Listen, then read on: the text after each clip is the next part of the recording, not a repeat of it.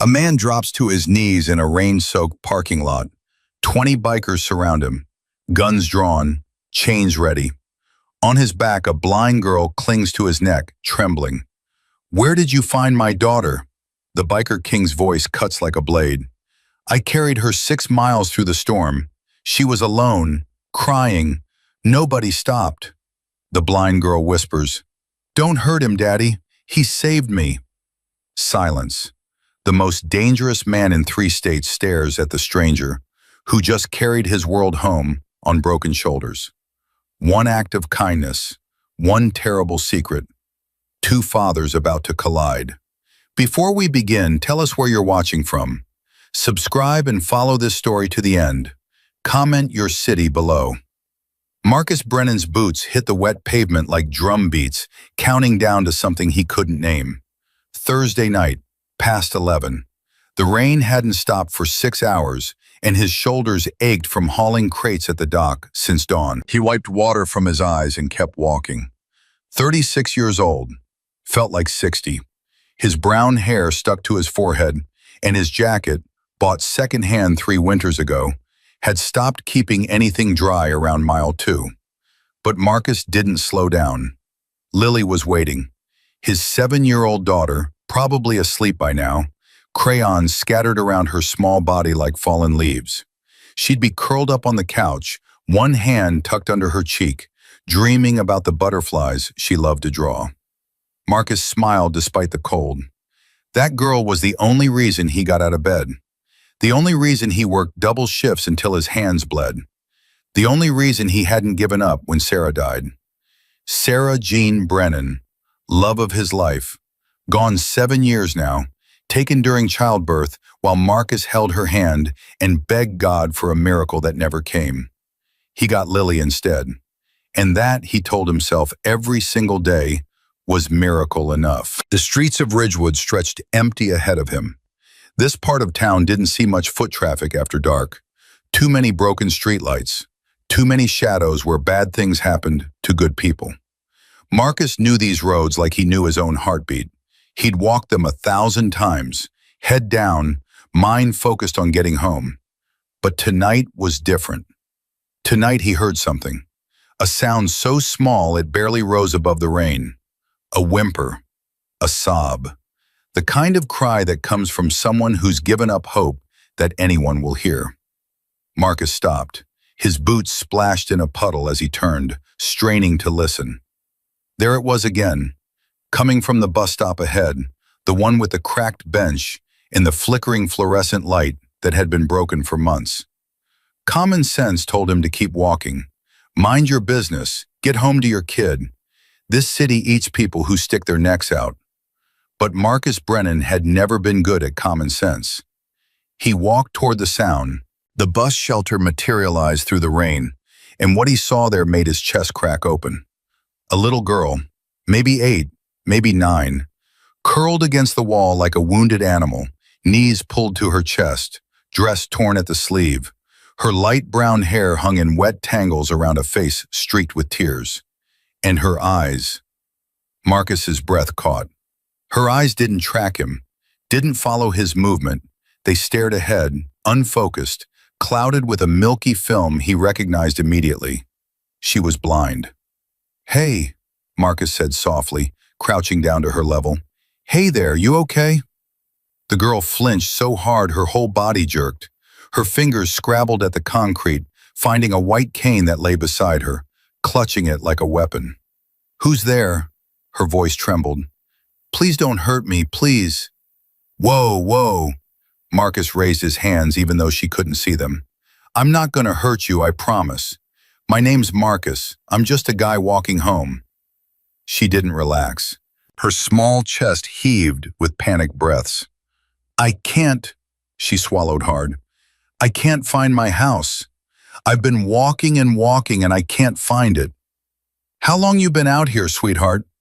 "I don't know." A sob broke through. "Hours, maybe longer. I got lost and nobody would stop. I kept calling for help and cars just drove past.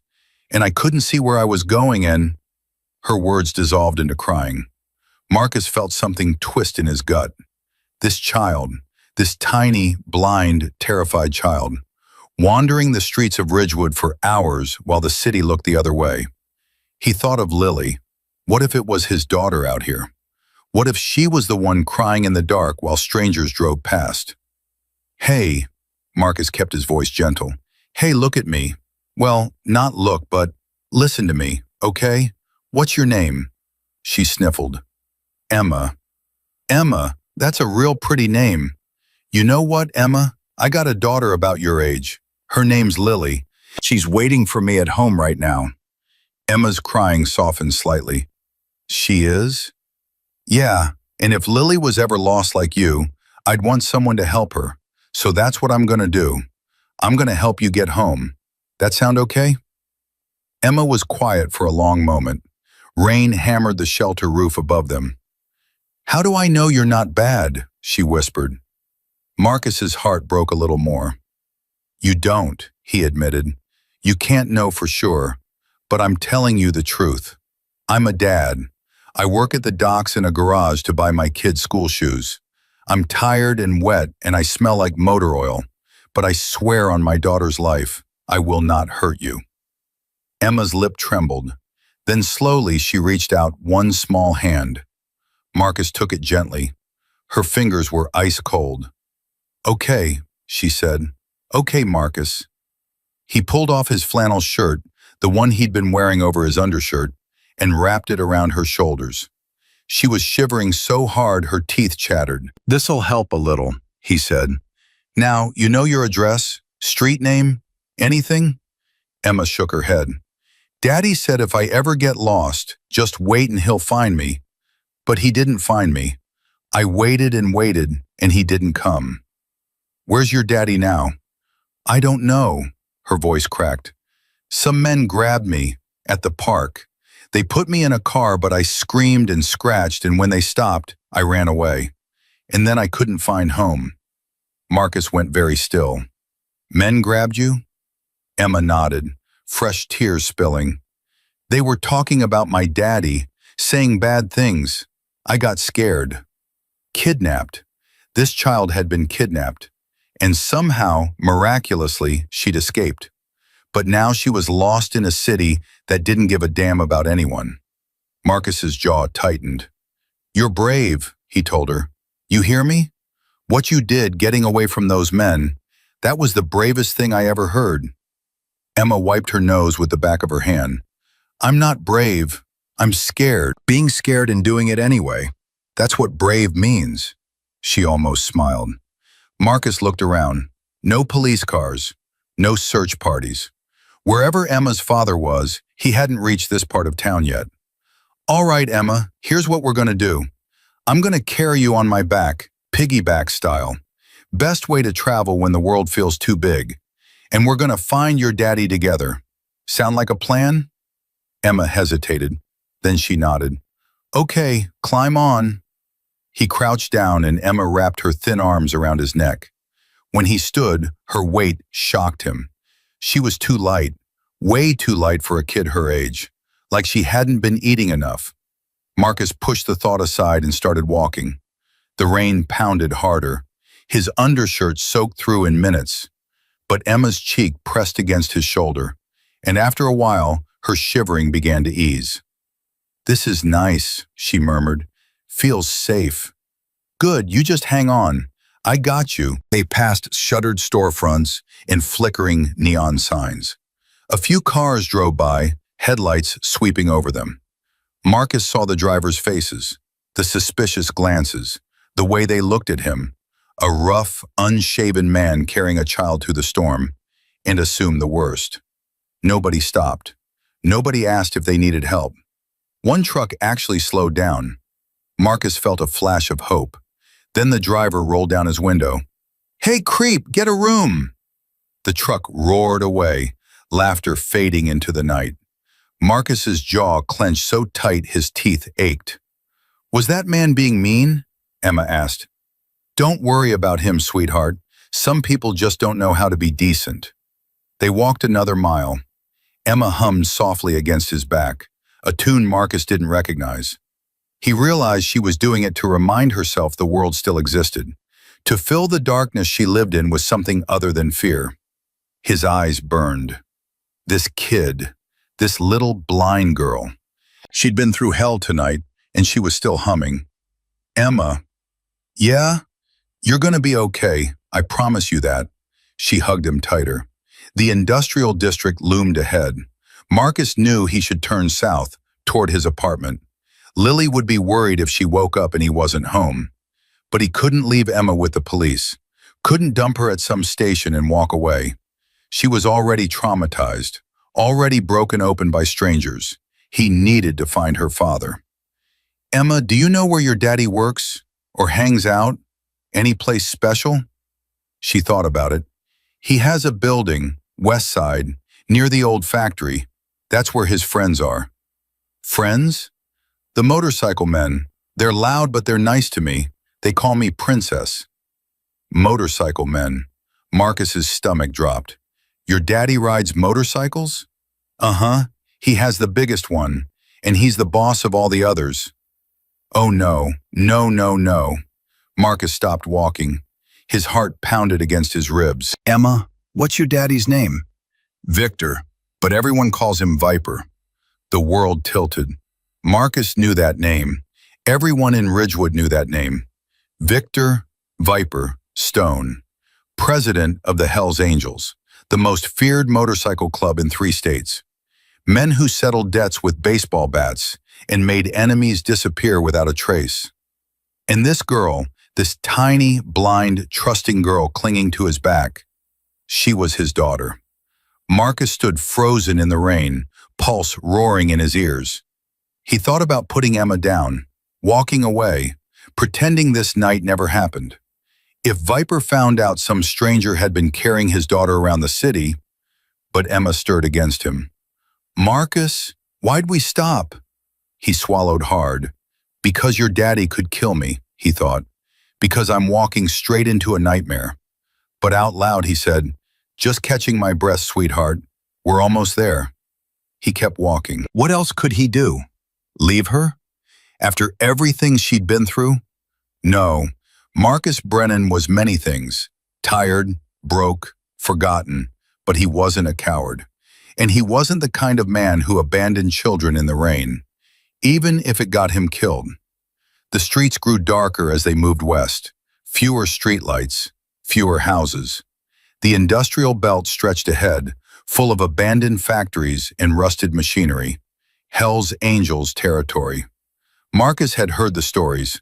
Bar fights that ended in hospitals. Protection rackets that kept half the city in line. Men who lived by their own code and answered to no one but their president. And that president was Emma's father. We're getting close, Emma said suddenly. I can smell the machines. Marcus sniffed. She was right. The air had changed. Oil and metal and exhaust. You got a good nose. Daddy says I hear better than anyone because I can't see, and smell better too. He says I'm special. Your daddy sounds like a smart man. He's the smartest and the strongest. He can pick me up with one arm. Despite everything, Marcus smiled.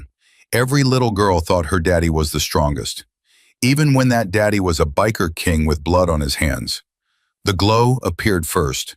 Floodlights cutting through the rain, illuminating a squat brick building surrounded by dozens of motorcycles. Chrome gleamed. Engines idled. Men in leather vests patrolled the perimeter, cigarettes glowing in the dark. The Hells Angels clubhouse. Marcus stopped at the edge of the light, heart slamming. Last chance to turn back. But Emma lifted her head. I hear them, she breathed. I hear the bikes. Marcus, we found it. She sounded so happy, so relieved. After hours of terror, she was finally going to see her father. Marcus couldn't take that away from her. Hold on tight, he told her. We're going in. He walked toward the gate. A guard spotted them immediately. A massive man with a shaved head and Hell's Angels stitched across his leather vest. His hand moved to his hip. Stop right there. Who the hell are you? Marcus raised one hand, the other supporting Emma. I'm not here for trouble. Her name's Emma. She's been lost. I'm bringing her home." The guard's eyes widened. He stared at the blind girl on Marcus's back, recognition flooding his face. "Holy!" He spun toward the clubhouse. "Boss! Viper! Get out here!" Everything happened fast after that. Engines roared, doors slammed, men poured from the building like a wave, leather and beards and tattoos, faces carved from violence. They surrounded Marcus in seconds, cutting off every exit. Marcus didn't move. Then the main door crashed open, and Marcus saw him. Victor Viper Stone. The man was a mountain, 6'4", at least 260, with a gray-streaked beard hanging to his chest and arms covered in ink. His eyes were bloodshot. His knuckles were scraped raw. He looked like he hadn't slept in days. Those eyes landed on Emma, and the most dangerous man in 3 states shattered. "Baby girl." His voice broke completely. "Oh God, baby girl." Marcus crouched down, lowering Emma gently. She stumbled forward, arms stretched out. "Daddy!" Viper crossed the distance in 3 strides and scooped her up, crushing her against his chest. His massive shoulders shook. Tears carved rivers through the dirt on his face. "I got you," he choked out. "Daddy's got you, princess. You're safe. You're safe now." Emma buried her face in his neck. "I was so scared, Daddy, I couldn't find you." "I know, baby, I know, but I'm here now. I'm never letting you go again." The bikers watched in silence. These men had seen their president break bones, break spirits, break anyone who crossed him. They'd never seen him break down. Marcus stood there, dripping wet, exhausted beyond words. He'd done it. He'd brought her home. Now he just had to survive the next 5 minutes. Viper held Emma for a long time, an eternity. Then slowly he raised his head. His eyes found Marcus, and the grief in them turned to something else. "You." One word, cold as steel. Marcus's blood chilled. "Where did you find her?" It wasn't a question. It was an accusation. Marcus kept his voice steady. "Bus stop. Downtown. She was alone and crying. I carried her here." Viper stalked forward, Emma still clutched against his chest. The bikers closed in, forming a wall of leather and menace. "You carried her." Viper's voice dropped to a growl. "A stranger. Carried my daughter through the city for hours." "Yes." "And you thought what?" Viper leaned in, so close Marcus could smell whiskey and rage. "Keep her? Ransom her? Use my little girl against me?" "No. Don't lie to me." Viper's free hands shot out, grabbing Marcus's collar. "Men like you don't help anyone for free. So what's your angle? What do you want?" Marcus met his eyes. "I want to go home to my daughter. That's all. I saw a kid lost in the rain and I helped her. End of story." "Nobody's that decent. Maybe not in your world, but in mine you don't walk past a crying child." Viper's grip tightened. The bikers laughed darkly. Knives appeared. Someone cracked knuckles. This was it. This was how Marcus Brennan died, beaten to death in a parking lot because he tried to do something good. Then Emma spoke. "Daddy, stop." Viper froze. "Daddy." Emma reached up and touched his face, her tiny fingers finding his beard the way she always did when she wanted his attention. "Don't hurt Marcus. He saved me." "Princess, he carried me all night. He gave me his coat. He talked to me so I wouldn't be scared. When nobody else would stop, he stopped." Her voice cracked. "He's a good man, Daddy. Please don't hurt him." Silence. Absolute, thundering silence. Viper's jaw worked. His grip on Marcus's collar slowly loosened. He looked at Marcus again, really looked. And for the first time, he saw. The worn boots held together with tape. The undershirt soaked through because he'd given his flannel to a stranger's child. The calloused hands, the exhausted eyes. No fear, no greed, just tired decency. Viper let go. "Back off," he told his men. "Boss, I said back off. The bikers retreated, confused. Viper turned back to Marcus, voice rough as gravel. You walked into the lion's den to bring back my daughter. Either you're the dumbest man alive, or you're something I don't see very often anymore. Marcus said nothing. What's your name? Marcus. Marcus Brennan. You got kids, Marcus Brennan? A daughter, 7 years old. Something flickered in Viper's eyes. Recognition. Understanding. Then you know, he said quietly, you know what it means to have one person in this world worth dying for. Marcus nodded slowly. She's everything. Viper stared at him for a long, long moment. Then he nodded toward the clubhouse. Get inside. You look like death warmed over. We need to talk. Marcus hesitated. Emma reached out from her father's arms. Come on, Marcus. It's warm inside. Against every survival instinct he had, Marcus Brennan walked into the heart of the Hells Angels. The clubhouse was everything Marcus expected and nothing he wanted. Smoke curled around neon beer signs. A pool table dominated one corner. Photos of motorcycles and men covered the walls, some smiling, some crossed out with black X's. Fallen brothers. The bikers parted as Viper carried Emma to a worn leather chair and sat down with her on his lap. He grabbed a towel from somewhere and started drying her hair, gentle as a whisper. Somebody get this man dry clothes, Viper ordered, and coffee, the good stuff. A biker with a gray beard approached Marcus, tossing him a flannel shirt and a towel. Put these on. You're dripping on the floor. Marcus caught them. Thanks. Don't thank me. Boss says jump, we ask how high. Doesn't mean I trust you. Fair enough. Marcus changed quickly, grateful for the dry fabric. A cup of coffee appeared in his hand, hot, black, strong enough to strip paint. He drank it in 3 gulps. Viper watched him while brushing tangles from Emma's hair. The contrast was jarring, those massive, tattooed hands moving with infinite tenderness. Hungry? Marcus blinked. What? I asked if you're hungry. When's the last time you ate? I don't remember. Viper snapped his fingers. Steak, potatoes, now. Minutes later, a plate appeared in front of Marcus. More food than he'd seen in weeks. He hesitated. Eat, Viper commanded. I don't poison men who saved my daughter's life. Marcus ate, slowly at first, then faster as hunger took over. The steak was perfect. The potatoes melted on his tongue. When he finished, Viper was still watching. Men like me don't have soft things, the Biker King said quietly. This world takes everything gentle and crushes it. But Emma, his voice cracked. She's the only light I've got. Her mama died when she was 3. Cancer, quick and cruel. I thought I'd follow her. Marcus understood that feeling perfectly. But this little girl needed me. Viper pressed a kiss to Emma's forehead. So I stayed, built something big enough to protect her. Surrounded myself with men who die before letting anyone touch her. Someone still got through, Marcus said carefully. Viper's eyes darkened. Red Scorpions, rival club. They've wanted my territory for years.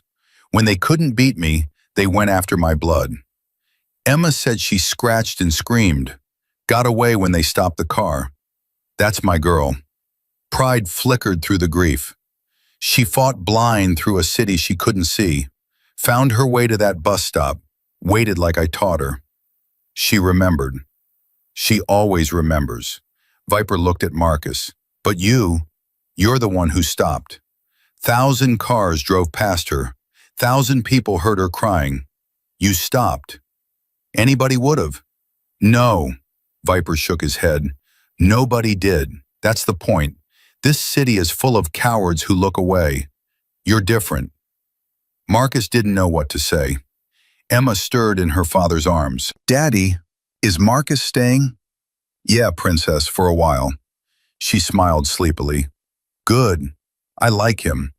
I know you do. Viper looked at Marcus over her head. My daughter doesn't trust easy. She trusted you. That means something. Marcus's throat tightened. She's a good kid. The best kid. Viper's voice roughened. And somebody tried to take her from me.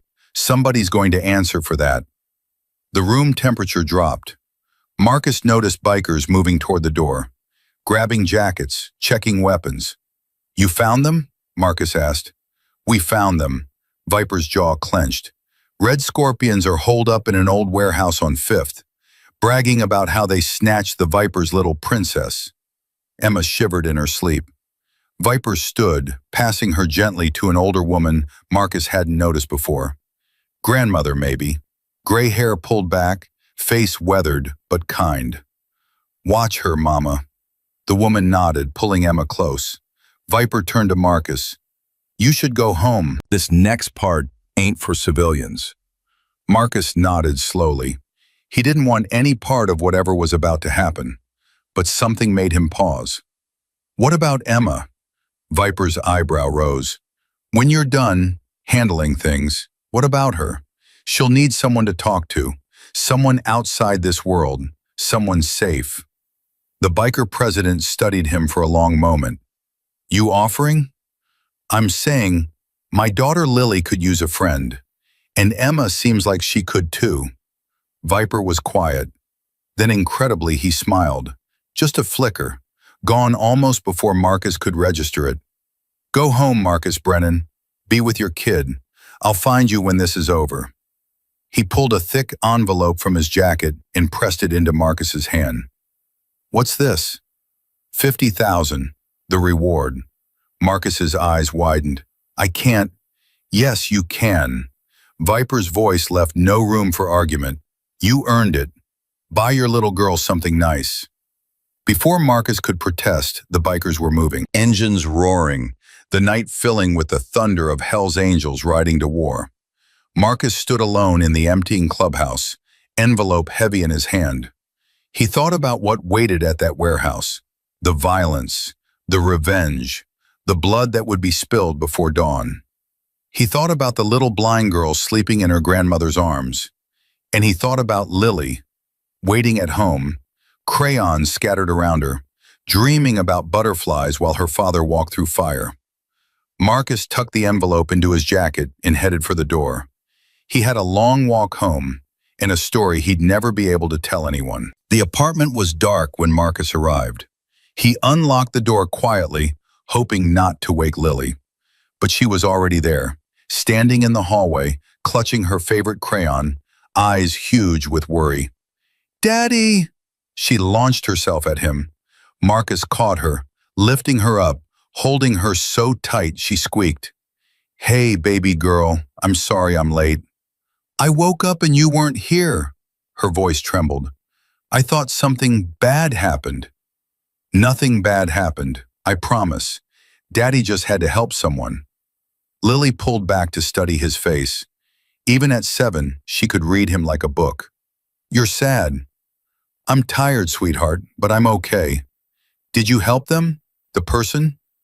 Marcus thought about Emma, about her father's tears, about the thunder of motorcycles riding into the night.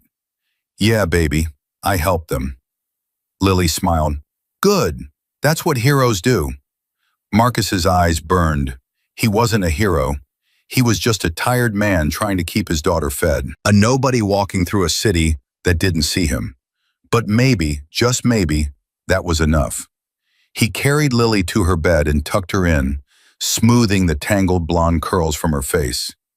Daddy? Yeah? Tomorrow can we draw butterflies together? Yeah, baby. We can draw all the butterflies you want. She smiled and closed her eyes. Marcus sat there for a long time, watching her breathe. His daughter. His whole world. And somewhere across the city, another father was doing unspeakable things to protect his daughter too. Different men, different worlds, same love. Marcus reached into his jacket and pulled out the envelope. $50,000. More money than he'd ever seen. He could pay off debts, buy Lily new clothes, fix the leak in the roof that had been dripping for months. But as he stared at the cash, all he could think about was Emma's voice. Feels safe. 2 words. said by a blind girl clinging to a stranger's back in the rain. Marcus put the envelope away. Tomorrow, everything would change. He just didn't know how much. 3 days passed like a fever dream. Marcus went back to work at the docks, hauled crates, scrubbed engines at the garage, came home to Lily with his hands cracked and his back screaming. But the envelope sat untouched on his kitchen table. $50,000, enough to change everything, enough to terrify him. Every time he looked at it, he heard Viper's voice, saw those bloodshot eyes, felt the weight of a world he had no business touching. "Daddy, what's in the envelope?" Lily stood in the kitchen doorway, crayon in hand, curious as always. "Nothing, baby, just some papers." "Can I see?" "No," Marcus softened his voice. "It's boring, grown-up stuff. You finish your butterfly?" She held up her drawing, purple wings, yellow spots, a smile that stretched ear to ear. "Her name is Sunshine. She makes sad people happy." Marcus's throat tightened. "She's beautiful, sweetheart." The doorbell rang. Marcus froze. Nobody rang their doorbell. They didn't have friends, didn't have family. The only people who knocked were landlords and bill collectors. "Stay here," he told Lily. He walked to the door slowly, opened it a crack, and his heart stopped. Emma stood on his doorstep. Behind her, Victor Viper Stone filled the hallway like a storm cloud.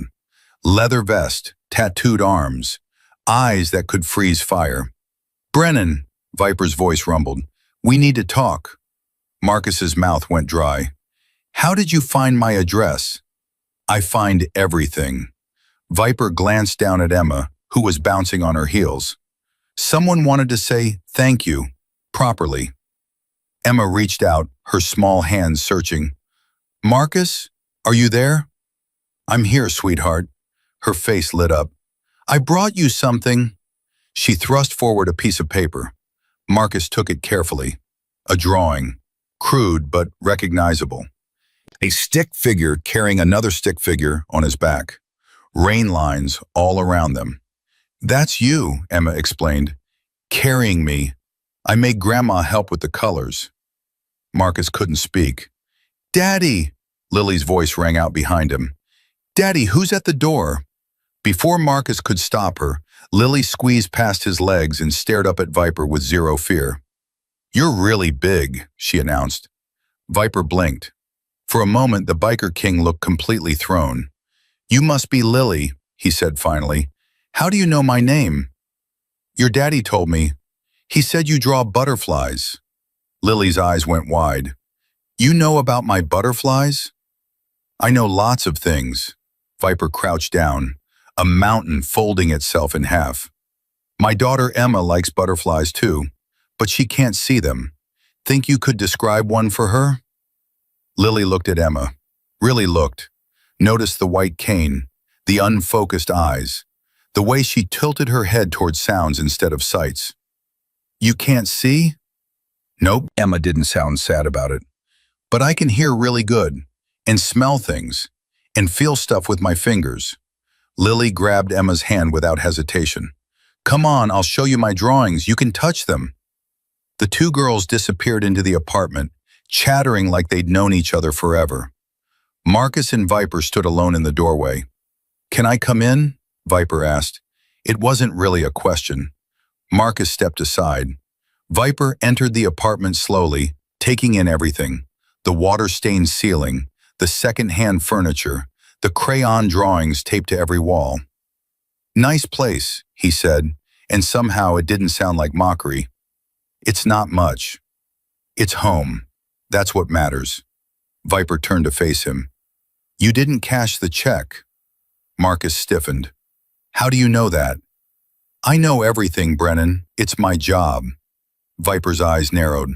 50 grand sitting in your kitchen for 3 days. Most men would have been at the bank before sunrise. Why didn't you? Marcus hesitated. How could he explain? The money felt wrong, tainted, like accepting it would chain him to something he couldn't escape. "I didn't help Emma for money." "I know. That's why I'm here." Viper moved closer. "The men who took my daughter, They're handled. Won't be hurting any kids ever again. Marcus didn't ask what handled meant. He didn't want to know. But here's the thing, Viper continued. Red Scorpions aren't finished. Their president, guy named Razor, he's still out there, still angry. And now he knows my daughter survived because some stranger carried her home. Marcus's blood chilled. What are you saying? I'm saying you're on Razor's radar now. Him and his boys, they don't forgive easy. They'll be looking for whoever helped Emma escape their plan. I didn't. Doesn't matter what you did. Matters what they think. Viper's jaw tightened. You're in danger, Brennan. You and your girl both. Marcus looked toward the living room, where Lily's laughter rang out bright and clear. She was describing a butterfly to Emma, using words like sparkly and magical. His daughter, his whole world, in danger because he'd done the right thing. What do I do? Viper studied him for a long moment. You got two choices.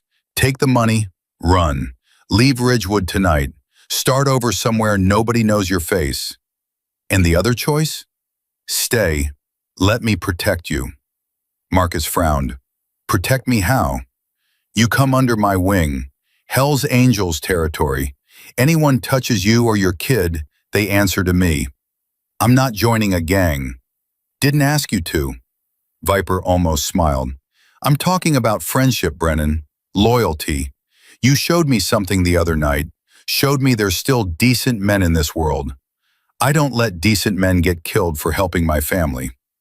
Marcus's head spun. This was insane. A week ago, he was invisible. Just another tired single dad grinding through life. Now the president of the most feared motorcycle club in 3 states was offering him protection. Why? Marcus asked. Why do you care what happens to me? Viper was quiet for a moment. When he spoke, his voice was rougher than before. Because Emma woke up screaming last night. Nightmares. Terror so deep she couldn't breathe. And you know what she said when I finally calmed her down? Marcus shook his head. She said, I dreamed the bad men got Marcus. My little girl, blind and traumatized, and she's having nightmares about you getting hurt. Because you're the only stranger in her whole life who stopped when she needed help. Viper's eyes burned. So yeah, Brennan, I care what happens to you. Because my daughter cares. And that makes you family whether you like it or not. The words hit Marcus like a physical blow. Family. He hadn't had family since Sarah died. Hadn't had anyone who gave a damn whether he lived or died. Just him and Lily against the world. Daddy? Lily stood in the doorway, Emma's hand still clutched in hers. Yeah, baby. Emma wants to know if she can come back tomorrow. I'm teaching her about butterflies. Marcus looked at Viper. Viper looked at Emma. Emma's face was tilted up, hopeful and uncertain. Please, Daddy, Emma whispered. Lily's really nice. Viper sighed. What do you say, Brennan? You willing to let our girls be friends? Marcus thought about danger, thought about motorcycle gangs and revenge, and a world of violence he wanted no part of. Then he looked at Lily, at the joy on her face, at the way she held Emma's hand like she'd finally found something she'd been searching for. Yeah, he said quietly. Yeah, okay. Emma squealed with delight. Lily hugged her so hard they both stumbled. And somewhere in Marcus's chest, a wall he'd built 7 years ago began to crack. The next morning, Marcus woke to pounding on his door. He shot out of bed, heart racing, expecting the worst. Razor, Red Scorpions. Violence finding him like he'd always known it would. But when he opened the door, it was just a delivery man. Bored, impatient, holding a clipboard. Marcus Brennan? Yeah? Sign here. Marcus signed. The delivery man handed him an envelope and walked away without another word. Inside the envelope, a key, a note, an address. The note said, Your new ride. Consider it a gift. V. Marcus stared at the key, then at the address, then back at the key. What's that, Daddy? Lily appeared beside him, rubbing sleep from her eyes. I'm not sure, baby. Want to take a walk and find out? The address led them 6 blocks east to a parking garage Marcus had passed 1,000 times without noticing. Level 3, Space 47. And there it sat. A truck. Not new, but solid. Clean. The kind of vehicle that could haul groceries and drop kids at school and survive another 100,000 miles. Is that ours? Lily breathed. Marcus checked the key, tried the door. It opened. I think so. But Daddy, we don't have a car. We do now. Lily scrambled into the passenger seat, bouncing with excitement. Can we drive it? Can we go somewhere? Can we? Marcus's phone buzzed. A text from an unknown number. Don't argue. Don't be stubborn. Just drive your kid to school like a normal dad. You've earned it. Marcus sat in the driver's seat for a long time. Just sat there, hands on the wheel, not moving. His whole life, he'd earned everything the hard way, scraped and fought for every crumb, never accepted charity, never owed anyone. Now this. Daddy, why are you crying? Marcus wiped his eyes quickly. I'm not crying, baby, just allergies. You don't have allergies. How do you know?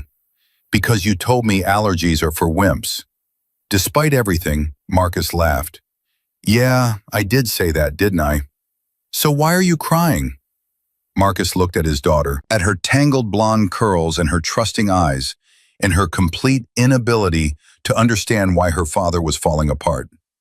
Because sometimes, Lily, sometimes good things happen to people who forgot good things were possible. She thought about that. Then she patted his hand. Maybe the good things were just waiting for the right time. 7 years old, wiser than anyone Marcus had ever met. Maybe you're right, baby. He started the engine. Now let's see what this thing can do. 2 weeks later, life had changed in ways Marcus couldn't have imagined. The truck was just the beginning. Envelopes kept appearing under his door. Cash, groceries, school supplies for Lily. Nothing extravagant, just enough to ease the constant pressure of survival. Marcus tried to refuse. Tried to leave the envelopes outside Viper's clubhouse. They always found their way back. Stop being stubborn, Viper told him during one of Emma's visits. You insult me when you refuse. I don't want charity. It's not charity, it's investment. Viper watched the girls playing in the corner. You make my daughter happy. That's worth more than money. I haven't done anything. You showed up. You keep showing up. Most people promise to visit, then forget. You're here every week, rain or shine. Emma talks about Lily like she's the sun itself.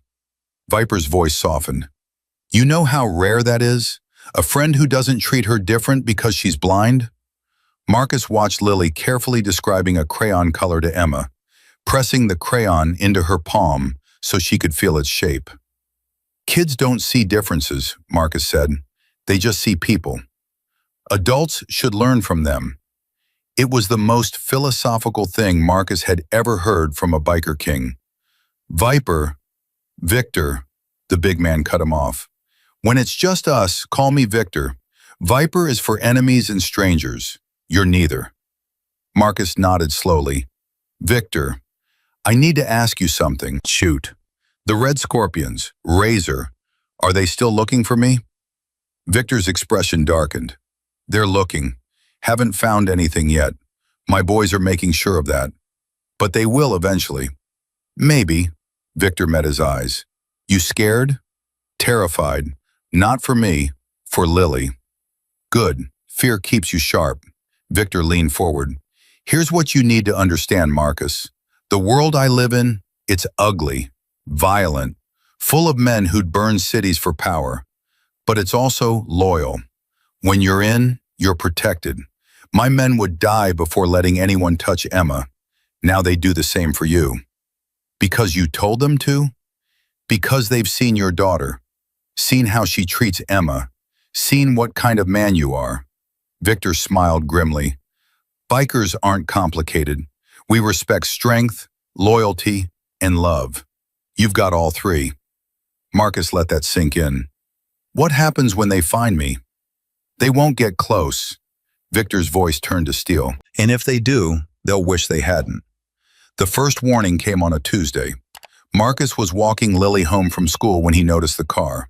Black sedan, tinted windows, parked across the street from the school. He'd seen it before, yesterday, and the day before that. His instincts screamed, "Lily, baby, we're going to play a game." What game? The walking really fast game. Whoever gets home first wins. But we're not near home. New rules. Ready? Go. He grabbed her hand and moved. Not running, that would attract attention, but fast, purposeful. The sedan's engine started. Marcus's heart pounded. He ducked into an alley, pulling Lily against the wall. "Daddy, what's wrong?" "Nothing, sweetheart. Just stay quiet for a second." The sedan rolled past the alley entrance, slowed, stopped. Marcus held his breath. A door opened. Footsteps. "I know you're in there, Brennan." The voice was unfamiliar, cold, amused. "Come on out, we just want to talk." Marcus didn't move, didn't breathe. "Fine, have it your way." The footsteps retreated. The car door slammed. Engine roared. Tires squealed as the sedan disappeared. Lily was trembling. "Daddy, who was that?" Marcus pulled her close. "Nobody, baby, just some confused person." "You're lying." "What?" "Your heart is beating really fast. You only do that when you're scared." Marcus closed his eyes. His daughter knew him too well. "Okay, you're right. Some bad people might be looking for us. But I'm going to keep you safe. I promise." "Like you kept Emma safe?" "Exactly like that." Lily nodded slowly. "Okay, I trust you, Daddy." 3 words, more powerful than any weapon. That night, Marcus made a call. "They found me." Victor's response was immediate.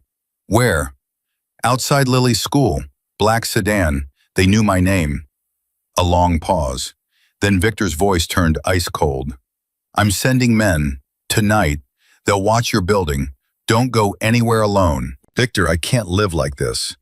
"You can, and you will. Until I deal with Razor, you stay protected." Victor's tone left no room for argument. "This is my fault. I brought you into my world. Now I'm going to make it right." "How?" "By ending this, once and for all." Marcus wanted to ask what that meant, wanted to understand the violence simmering beneath Victor's words. But he didn't ask. Some answers were better left unknown. 3 days later, Lily got sick. Not badly, just a fever and a cough that kept her home from school. Marcus called in sick to the docks, earning a threat of termination he couldn't afford. But his daughter came first. Always.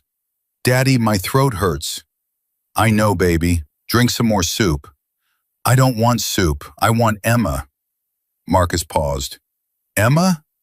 She said she'd teach me how to hear colors today, but I can't go because I'm sick." Lily's eyes welled with tears. "What if she forgets about me?" "She won't forget about you." "How do you know?" "Because she asks about you every day," Marcus thought. "Because she told her father you're the best thing that ever happened to her." "I just know," he said. "Now rest. Emma will be here when you're better." The doorbell rang. Marcus tensed, checked the window, let out a breath. Victor stood in the hallway, Emma beside him, a bag of groceries in his arms. "Heard the little one sick." Victor pushed past Marcus into the apartment. "Brought supplies." "You didn't have to." "Chicken soup, orange juice, medicine." Victor set the bag on the counter. "The good stuff, not that generic crap." Emma navigated to the couch by sound, finding Lily with unerring accuracy. "Lily, are you okay?" Lily sniffled. "I'm sick." "I know. That's why I brought you something." Emma held out a small object. "It's a rock, from my garden. Grandma says rocks have magic for sick people." Lily took it carefully. "It's smooth. I rubbed it for a whole hour to make it extra magic." Marcus watched the exchange, something cracking open in his chest. Victor moved beside him. "Kids are something else, aren't they?" "Yeah, they are. When Emma's mother died, I thought the world ended. Nothing made sense anymore. Then Emma grabbed my beard one day. She was 3, barely walking, and she said, "Daddy's sad?" And I realized she needed me to be okay. So I became okay. For her. Marcus nodded slowly. Lily was the same. After Sarah, she was the only thing keeping me upright. That's what kids do. They save us without knowing it. They watched the girls together. Lily showing Emma her rock collection. Emma describing each one by touch and smell. Victor, yeah? Thank you for all of this. Victor was quiet for a moment. Don't thank me yet. War's coming. Razors making moves, recruiting, building numbers. For what? Revenge. Against me. Against anyone connected to me. Victor's jaw tightened. That includes you now. Marcus felt the familiar chill of fear. What do I do? For now, nothing. Stay close. Stay alert. Let my boys do their job. Victor turned to face him. But when the time comes, I might need to ask something from you. What kind of something? The kind that changes everything. Victor's eyes were unreadable. You'll have a choice to make, Marcus. I won't force you either way. But when that moment comes, remember what you're fighting for. He glanced at the girls. Marcus understood. 4 days later, Lily was better. She bounced back like kids do, full of energy and demands for immediate Emma time. Marcus drove her to Victor's compound, still not used to calling it anything else. The gates opened automatically. Guards nodded as he passed. Somewhere along the way, he'd stopped being a stranger. Emma met them in the courtyard, practically vibrating with excitement. Lily, I learned a new song. Want to hear? The girls disappeared, leaving Marcus alone with his thoughts. A biker approached. Older guy, gray beard, leather vest worn soft from decades of use. You're Brennan, right? That's me. Name's Hank. Been with Viper, with Victor, since the beginning. Hank studied him. You know he talks about you? Me? Says you reminded him why we started this club in the first place. Brotherhood. Protection. Looking out for people who can't look out for themselves. Hank shook his head. Most of us forgot that somewhere along the way. Got caught up in territory, power, money. Then you show up, carrying a blind girl through a storm, and suddenly Victor's talking about honor again. Marcus didn't know what to say. Point is, Hank continued, you changed something in this club. Whether you meant to or not, some of the boys resent it, but most of us, he smiled slowly, most of us are grateful. Been a long time since we had something worth believing in. He walked away before Marcus could respond. The storm broke on a Sunday. Marcus was cooking breakfast for Lily when his phone exploded with messages. Victor, multiple texts, all caps. Don't leave your apartment. Razor's making a move. Stay inside. Protect your daughter. Marcus's blood went cold. Daddy, what's wrong? Nothing, baby. Change of plans today. We're staying home. But Emma's fine. We'll see her soon. Right now, I need you to play in your room, okay? Lily stared at him. She knew something was wrong. She always knew, but she nodded and retreated. Marcus checked the windows, checked the doors, found the baseball bat he kept under his bed. Then he waited. Hours passed. The apartment felt smaller with each one. Lily grew restless. Marcus grew terrified. His phone buzzed again. It's done. Razor's in custody. His boys scattered. You're safe. Marcus exhaled so hard his vision blurred. Another message followed. Come to the clubhouse tonight. Bring Lily. Emma wants to see her. And I need to tell you something. Marcus stared at those words. I need to tell you something. Nothing good ever followed those words, but he gathered his daughter and drove anyway. The clubhouse was different when they arrived. Quieter. Fewer bikes in the lot. The men who remained looked tired, battered, but victorious. Victor met them at the door. His knuckles were wrapped in fresh bandages. A cut above his eye had been hastily stitched. You're hurt, Marcus said. You should see the other guys. Victor almost smiled. Come in. Emma's been asking about Lily all day. The girls reunited with shrieks of joy, immediately disappearing into Emma's room to share secrets no adult could understand. Victor led Marcus to a back office, closed the door. What happened? Marcus asked. Razor made his move, tried to hit us first. We were ready. Victor sat heavily in a leather chair. It's over.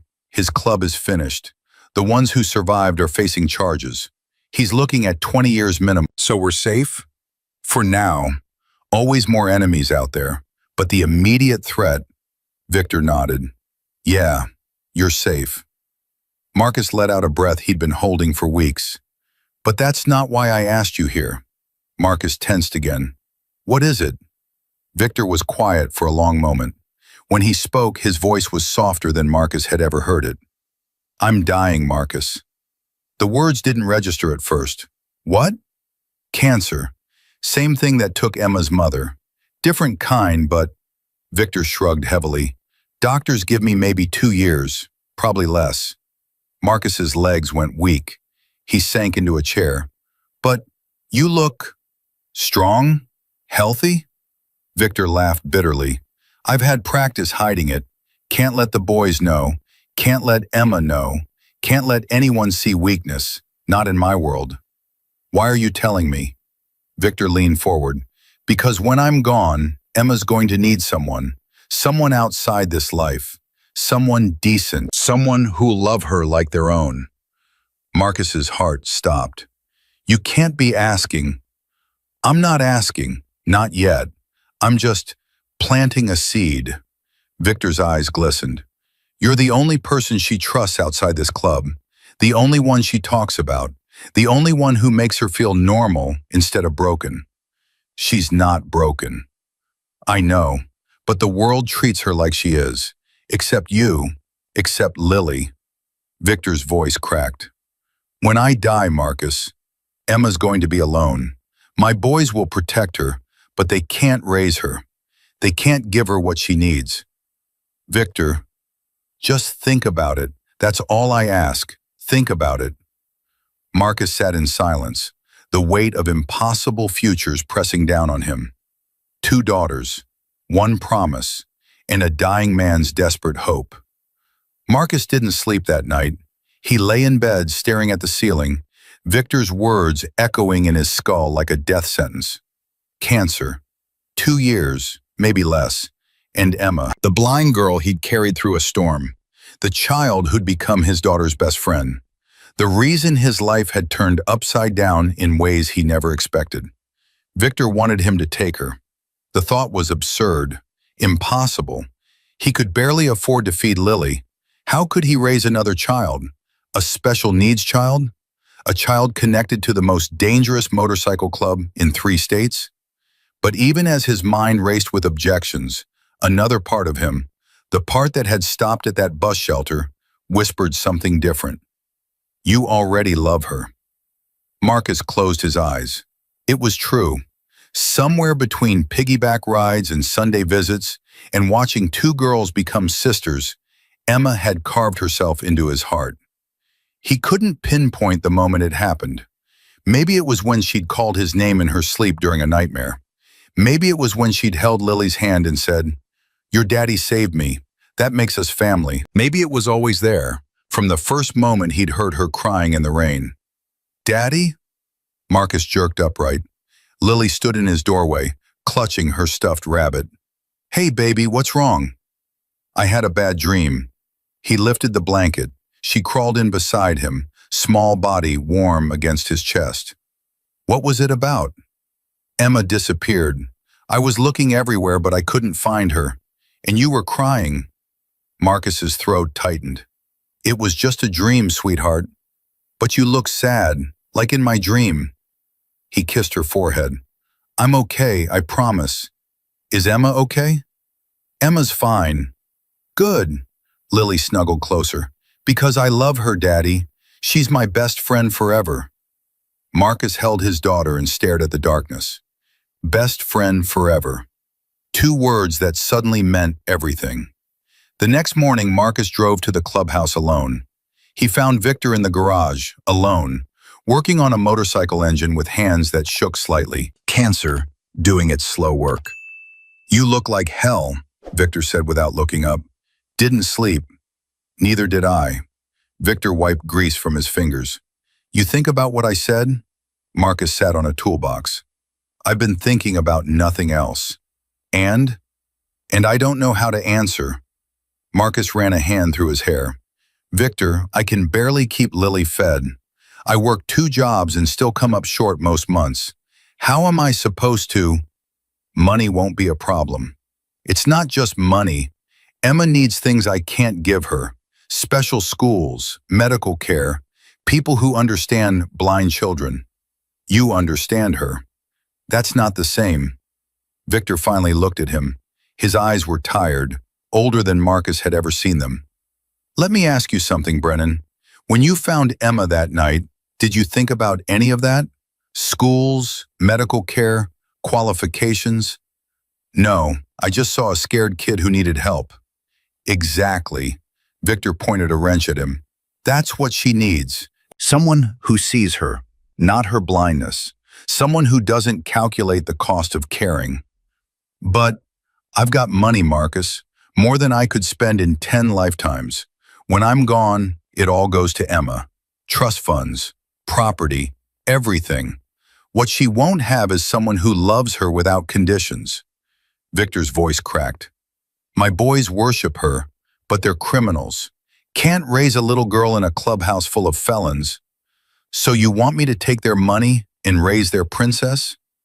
"I want you to give my daughter a normal life." Victor's eyes glistened. "That's all I've ever wanted for her. Normal, safe, loved." Marcus was quiet for a long time. "What about her grandmother?" "Mama's 73, heart problems. She'll be lucky to see Emma turn 12. Victor exhaled heavily. "I've got no one else, no family, no friends outside the club, just you." "Why me?" "Because you stopped." Victor said it like it was the simplest thing in the world. 1,000 people walked past my baby girl that night. You stopped. That's all I need to know about you. Marcus stared at the concrete floor. "I need time." "Take all the time you need. Just don't take too long." Victor turned back to his motorcycle. "I'm not sure how much I've got left." 2 weeks passed. Marcus threw himself into work, trying to outrun the impossible decision. He picked up extra shifts, fixed cars until his hands bled, collapsed into bed each night, too exhausted to think. But the question followed him everywhere. Can you do this? He watched Lily with Emma every Sunday, watched them build blanket forts and invent secret languages, watched Emma teach Lily to listen with her whole body while Lily taught Emma to imagine colors. "Daddy, look!" Lily held up a painting. 2 stick figures holding hands, one with yellow hair, one with brown. "That's me and Emma. I made her eyes special because she sees with her heart instead." Marcus's chest cracked open. "It's beautiful, baby. Can we frame it?" "Absolutely." Emma appeared beside them, white cane tapping. "Is it the painting? Can I feel it?" Lily pressed it into her hands. Emma's fingers traced every line, every color, every brushstroke. "I can feel the love in it," Emma whispered. "It's warm." Lily beamed. "I put extra love in the yellow parts." The girls hugged and Marcus felt something shift inside him. Not a decision, not yet, but something close. The call came at 2 a.m. on a Thursday. Marcus fumbled for his phone, heart already racing. Nothing good came from 2 a.m. calls. "Hello?" "Marcus." Victor's voice was wrong, thin, strained. "I need you at the hospital, St. Mary's, now." "What happened?" "Just come, please." The line went dead. Marcus woke Lily, wrapped her in a blanket, and drove through empty streets at twice the speed limit. His mind raced with terrible possibilities. Victor collapsed. Victor dying. Emma alone and terrified. He burst into the emergency room, Lily stumbling behind him. "Victor Stone, where is he?" The nurse pointed. Room 12, but sir, Marcus was already running. He found Victor sitting in a plastic chair, head in his hands. Not injured, not dying, but broken in a way Marcus had never seen. Victor, what happened? Victor looked up. His face was gray, tear-streaked. Emma. Marcus's blood froze. What about Emma? She collapsed, seizure. They're running tests. Victor's voice shattered. They think it's a brain tumor. The words didn't make sense, couldn't make sense. But she was fine. Yesterday she was fine. That's what I said. That's what I kept saying. Victor stood, pacing like a caged animal. She complained about headaches last week. I thought it was nothing. Kids get headaches. But then tonight she just dropped, started shaking. Her eyes rolled back and she stopped breathing and I couldn't. He slammed his fist into the wall. The impact echoed through the corridor. I couldn't do anything. Just watch my baby girl. Where is she now? CT scan, MRI, every test they've got. Victor turned to Marcus, and for the first time, he looked like what he was, a terrified father facing the unthinkable. I can't lose her. Marcus, I can't. She's all I have. She's the only good thing I've ever done. Lily tugged Marcus's hand. Daddy, is Emma going to be okay? Marcus knelt down. The doctors are helping her right now, baby. We just have to wait. Can I pray for her? Yes, sweetheart, you can pray. Lily closed her eyes, hands clasped tight.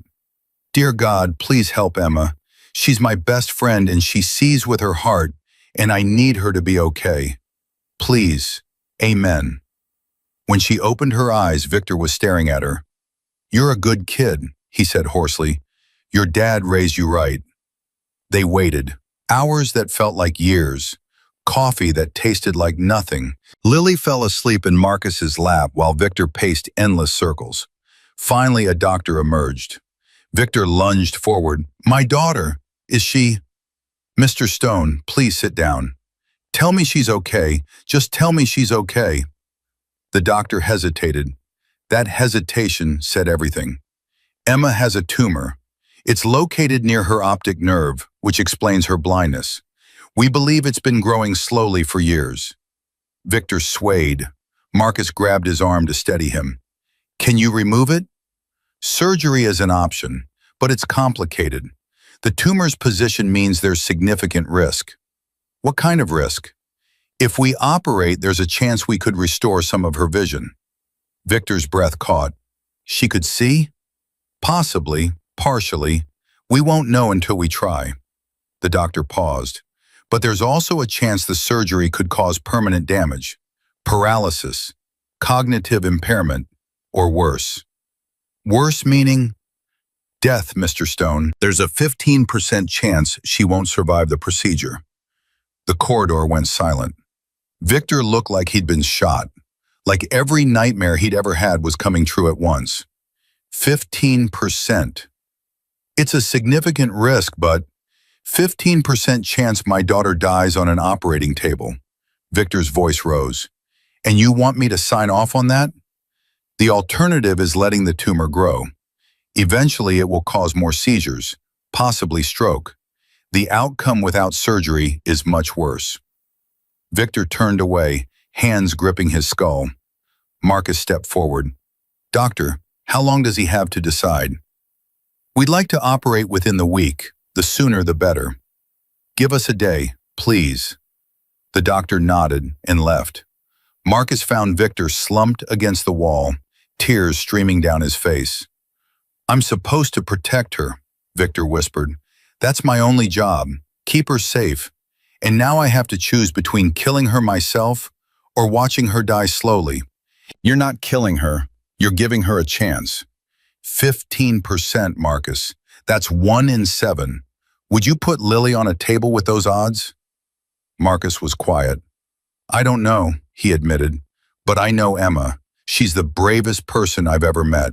She escaped kidnappers when she couldn't see.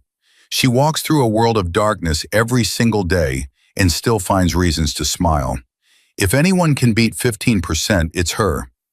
Victor looked at him. You really believe that? I believe she's a fighter, just like her dad. Something flickered in Victor's eyes. Not hope exactly, but something close. I need to see her. Then let's go. Emma was awake when they reached her room. She looked small in the hospital bed, fragile in ways she'd never seen before. But when she heard footsteps, her face turned toward the door. Daddy?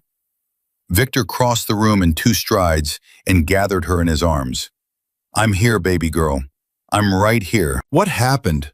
I remember my head hurting and then she touched the IV in her arm. Am I sick? Victor hesitated. How do you tell a child she might die? You're going to be okay, he said finally. The doctors found something that was making you feel bad.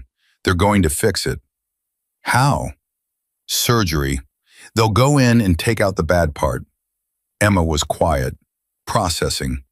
Will it hurt? You'll be asleep. You won't feel anything. And when I wake up? Victor's voice broke. When you wake up, there's a chance you might be able to see. Emma went very still. See? Like see? With my eyes? Maybe. The doctors don't know for sure, but there's a chance. Marcus watched Emma's face cycle through emotions he couldn't begin to name. Fear, confusion, hope, disbelief. I could see Lily's butterflies? Maybe. I could see your face? Yeah, princess, you could see my face. Emma reached up, fingers finding Victor's cheeks, tracing the lines she knew by heart, but had never actually seen. I always wondered what you looked like, she whispered. Grandma says you look tough, but I think you look like love. Victor broke.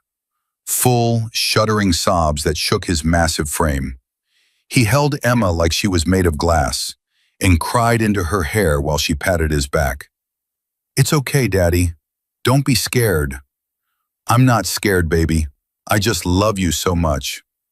I love you too, she paused. Is Marcus here? Marcus stepped forward. I'm here, sweetheart. Good. Did you bring Lily? She's asleep in the waiting room. Can she come visit tomorrow? I want to tell her about the surgery. Of course she can, Emma smiled. That same brave smile she'd worn while crying at a bus stop in the rain. I'm going to be okay, she announced. I decided. Victor pulled back, wiping his face. You decided? Yep, I'm going to have the surgery, and I'm going to wake up, and I'm going to see Lily's butterflies. That's my plan. That's a good plan, princess. I know, I'm very smart, she yawned. I'm also very tired. Can Marcus stay while you talk to the doctors? Victor looked at Marcus, a question and a plea in the same glance. I'll stay, Marcus said, as long as you need. Victor squeezed his shoulder, hard. Then he was gone. Emma patted the bed beside her. Sit here, Marcus sat. Are you scared? She asked. Terrified. Me too. She found his hand in the darkness. But I didn't want Daddy to know. He's already so worried. He loves you more than anything. I know. Emma's voice went quiet. Marcus, can I tell you a secret? Anything. Sometimes I dream about seeing colors and shapes and faces, but when I wake up, it's always dark again. She squeezed his hand. If the surgery works, the first thing I want to see is Lily's smile. She described it to me once. She said it's like sunshine with teeth. Marcus laughed despite everything. That sounds like Lily. And the second thing I want to see is you. Emma turned toward him, clouded eyes searching. I want to know what the man who saved me looks like. Marcus's throat closed. I'm nothing special, sweetheart, just an ordinary guy. That's not true. Emma shook her head firmly. Daddy says you're the most extraordinary, ordinary person he's ever met. He says you reminded him what good looks like. Your daddy gives me too much credit. My daddy doesn't give anyone credit they don't deserve. Emma yawned again. Will you stay until I fall asleep? Of course. And will you be there when I wake up? After the surgery? Marcus thought about everything that question meant. The commitment, the promise, the future stretching out ahead of them. Yeah, sweetheart, I'll be there. Promise? Promise. Emma smiled and closed her eyes. Within minutes, her breathing slowed. Her grip on his hand loosened. She looked peaceful in a way that broke Marcus's heart. He sat in the dark hospital room, holding a sleeping child's hand, and finally admitted the truth. He loved this girl. Not because Victor asked him to, not because circumstance demanded it, but because Emma had walked into his life and refused to leave. Carrying her through the storm wasn't the hard part. Letting her go was impossible. The surgery was scheduled for Friday. 4 days of waiting. 4 days of Lily making get-well cards. 4 days of Victor slowly falling apart while trying to hold it together. Marcus visited every day, brought food, brought conversation, brought presents when words weren't enough. On Wednesday, Victor pulled him aside. I signed the papers. The surgery papers? All of them. Victor's face was drawn. Guardianship, custody, everything. If something happens to me, or if something happens during Emma's surgery, you're named as her legal guardian. Marcus's heart stopped. Victor, don't argue. There's no time for arguing. Victor gripped his shoulders. I'm not asking anymore. I'm trusting. You're the man I trust with my daughter's life. That's the end of it. She's going to be fine. The surgery is risky. 15% chance she dies. Add that to my cancer, and the odds of her having a father next year are ugly. Victor's voice roughened. I need to know she's taken care of. I need to know that if I'm not here, someone will love her the way she deserves. Marcus looked at this man, this terrifying, tender, dying man, and saw himself. 2 fathers, same fear, same love. I'll take care of her, Marcus said. Whatever happens, I'll take care of her. Victor nodded once. Then he did something Marcus never expected. He hugged him. A bone-crushing, desperate embrace that said everything words couldn't. Thank you, Victor whispered, for everything. Friday came too fast. Marcus brought Lily to the hospital at dawn. Emma was already prepped, hospital gowns swallowing her small frame. Lily! Emma's face lit up. You came. Of course I came, silly. Lily climbed onto the bed, careful of the wires. I brought you something. She pressed a paper butterfly into Emma's hands. I made it extra special. It's purple because that's your favorite color, even though you've never seen it. And I put glitter on the wings because glitter is sparkly and happiness is sparkly, so this butterfly is basically made of happiness. Emma traced every fold. It's perfect. When you wake up, you can actually see it. That's my plan. The girls hugged, 2 small bodies tangled together. Marcus watched them and felt his heart swell and break simultaneously. Victor stood by the window, staring at nothing. His hands shook at his sides. It's time, a nurse said gently. Emma pulled back from Lily. Her brave face was cracking. Daddy? Victor crossed to her instantly. Right here, princess. I'm scared now. I know, baby, it's okay to be scared. What if I don't wake up? Victor's face crumpled. He pulled her close, voice breaking. You're going to wake up. You hear me? You're the strongest, bravest girl in the whole world, and you're going to wake up and see everything beautiful. All the butterflies, all the colors, everything. Promise? I promise, baby girl. Daddy promises. They wheeled her away. Marcus held Lily as she sobbed. Victor stood frozen, watching the gurney disappear through double doors. Then they waited. 8 hours, the longest 8 hours of Marcus's life. Lily fell asleep, woke up, fell asleep again. Victor paced until his legs gave out, then sat staring at his phone like it held answers. Marcus got coffee, made small talk, did everything he could to fill the unbearable silence. Finally, the surgeon appeared. Victor shot to his feet. My daughter! The surgery was successful. The words hung in the air. Incomprehensible. Beautiful. She's in recovery. The tumor's been removed. There was some swelling, which is expected, but everything went as well as we could have hoped. Victor's legs buckled. Marcus caught him. And her vision? We won't know until she wakes up. Could be hours. Could be tomorrow. The surgeon smiled. But she's alive, Mr. Stone. Your daughter is alive. Victor wept. Standing in that hospital corridor, surrounded by strangers, the most feared biker in 3 states wept like a child. And Marcus held him up, because that's what family does. They carry each other through the storm. Emma woke up at 3 a.m. Marcus was alone with her. Victor had finally collapsed from exhaustion. Lily was asleep in a cot nearby. The machines beeped softly. The room was dark. Marcus? He leaned forward instantly. I'm here, sweetheart. I feel weird.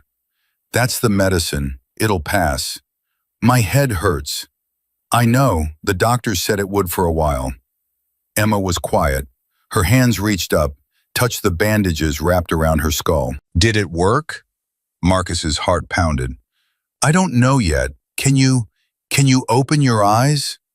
Slowly, Emma's eyelids fluttered, and then she gasped. There's something. What do you see? Light. Tears spilled down her cheeks. Marcus, I see light. Marcus grabbed her hand. What else? Shadows, moving, shapes. She turned toward him, and for the first time her eyes actually focused. Is that you? Marcus couldn't speak, couldn't breathe. You're blurry, Emma whispered.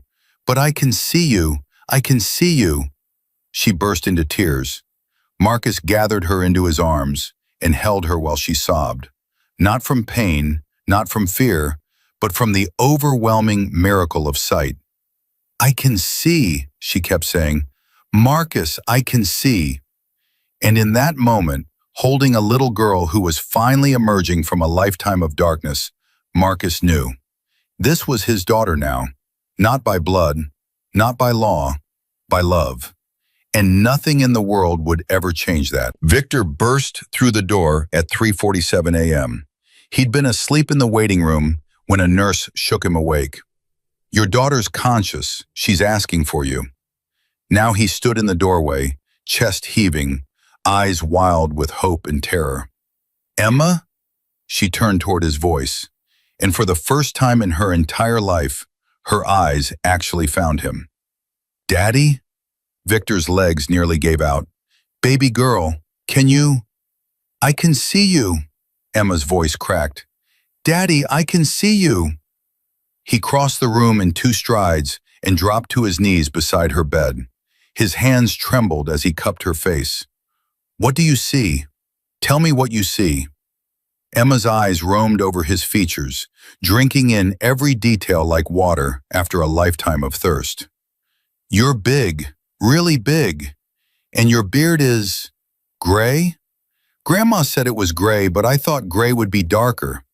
She reached up, touching his face. Your eyes are wet. Are you crying? Yeah, princess, I'm crying. Why? Isn't this good?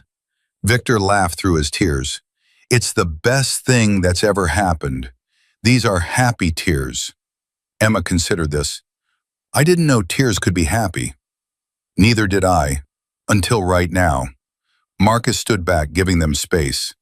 Lily had woken up and was watching from her cot, eyes wide. Daddy, Lily whispered. Emma can see. I know, baby. It's a miracle. Can I go talk to her? Marcus nodded. Be gentle. She's still recovering. Lily patted across the room on bare feet. Emma's head turned at the sound, and then she saw her best friend for the first time.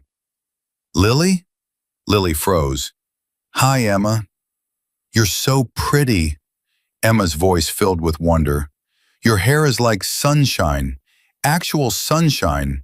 I always imagined it, but the real thing is, she started crying again. It's so much better. Lily climbed onto the bed, careful of the wires. Can you see my freckles? I have 7 on my nose. Emma leaned close, squinting. I can't count them yet. Everything's still blurry, but I can see dots. Those are my freckles. The girls hugged, both crying, both laughing. Marcus watched them and felt something release in his chest, a knot of tension he'd been carrying for weeks. Victor moved beside him. Thank you. For what? Being here, staying through the night. Victor's voice was rough. You didn't have to do that. Yeah, I did. They stood in silence, two fathers watching their daughters discover each other in a whole new way. The doctors say her vision will improve over the next few months, Victor said quietly. Right now she's seeing maybe 20%, but it should get better. 20% is infinity compared to zero. That's exactly what I told her. Victor paused. She asked about you, while they were prepping her for surgery, asked if you'd be there when she woke up. I promised I would be. You kept your promise. Victor turned to look at him. Not many people do that. Keep promises, I mean. In my world, words are cheap. Actions are everything. In my world, too. Victor nodded slowly. I'm starting to understand that. The next few days were a blur of doctors and tests and small miracles. Emma's vision improved hour by hour. Blurry shapes became defined edges. Colors that had been muddy separated into distinct hues.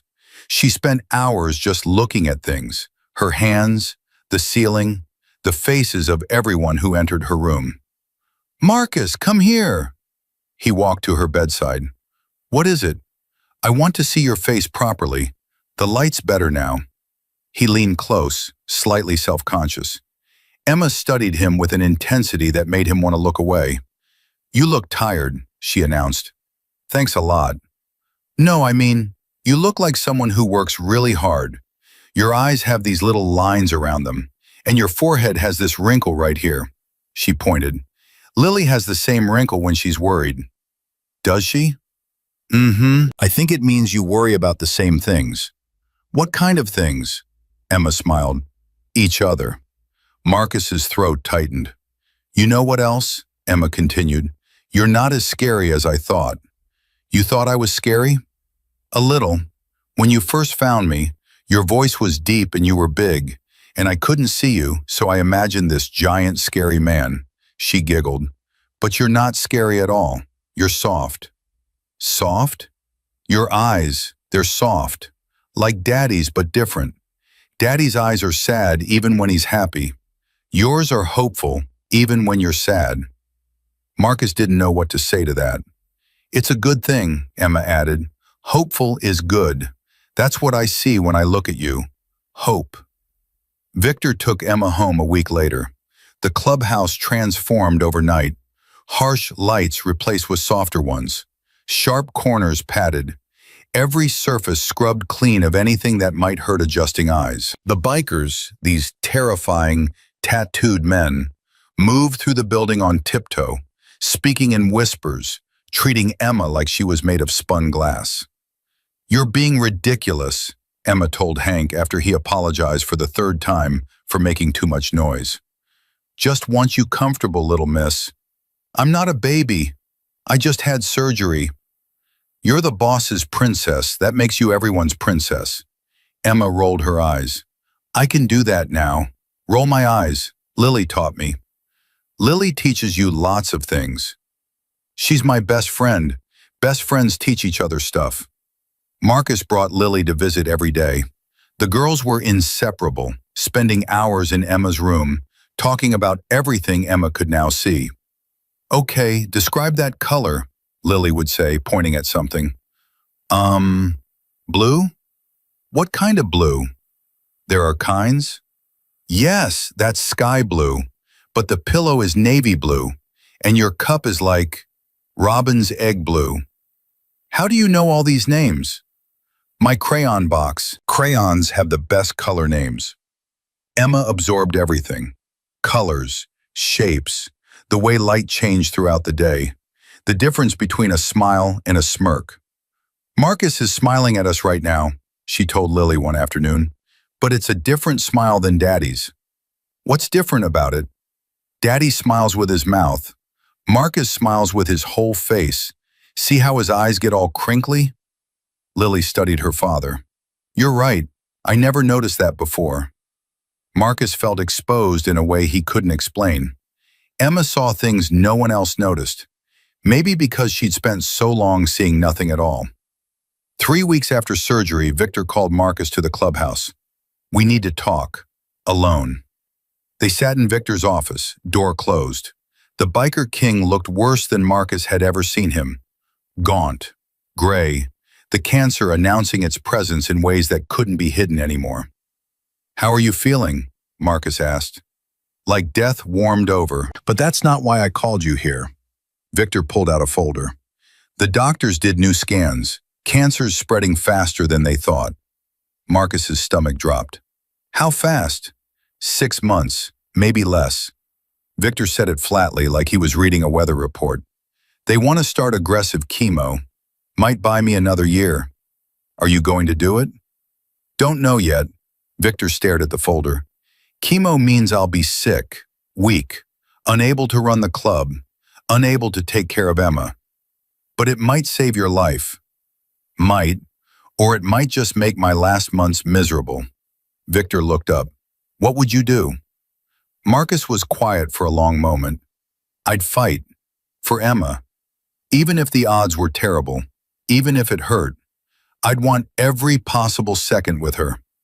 Even if those seconds were spent vomiting and sleeping and being too weak to hold her. Even then," Marcus leaned forward, "because she'll remember you tried.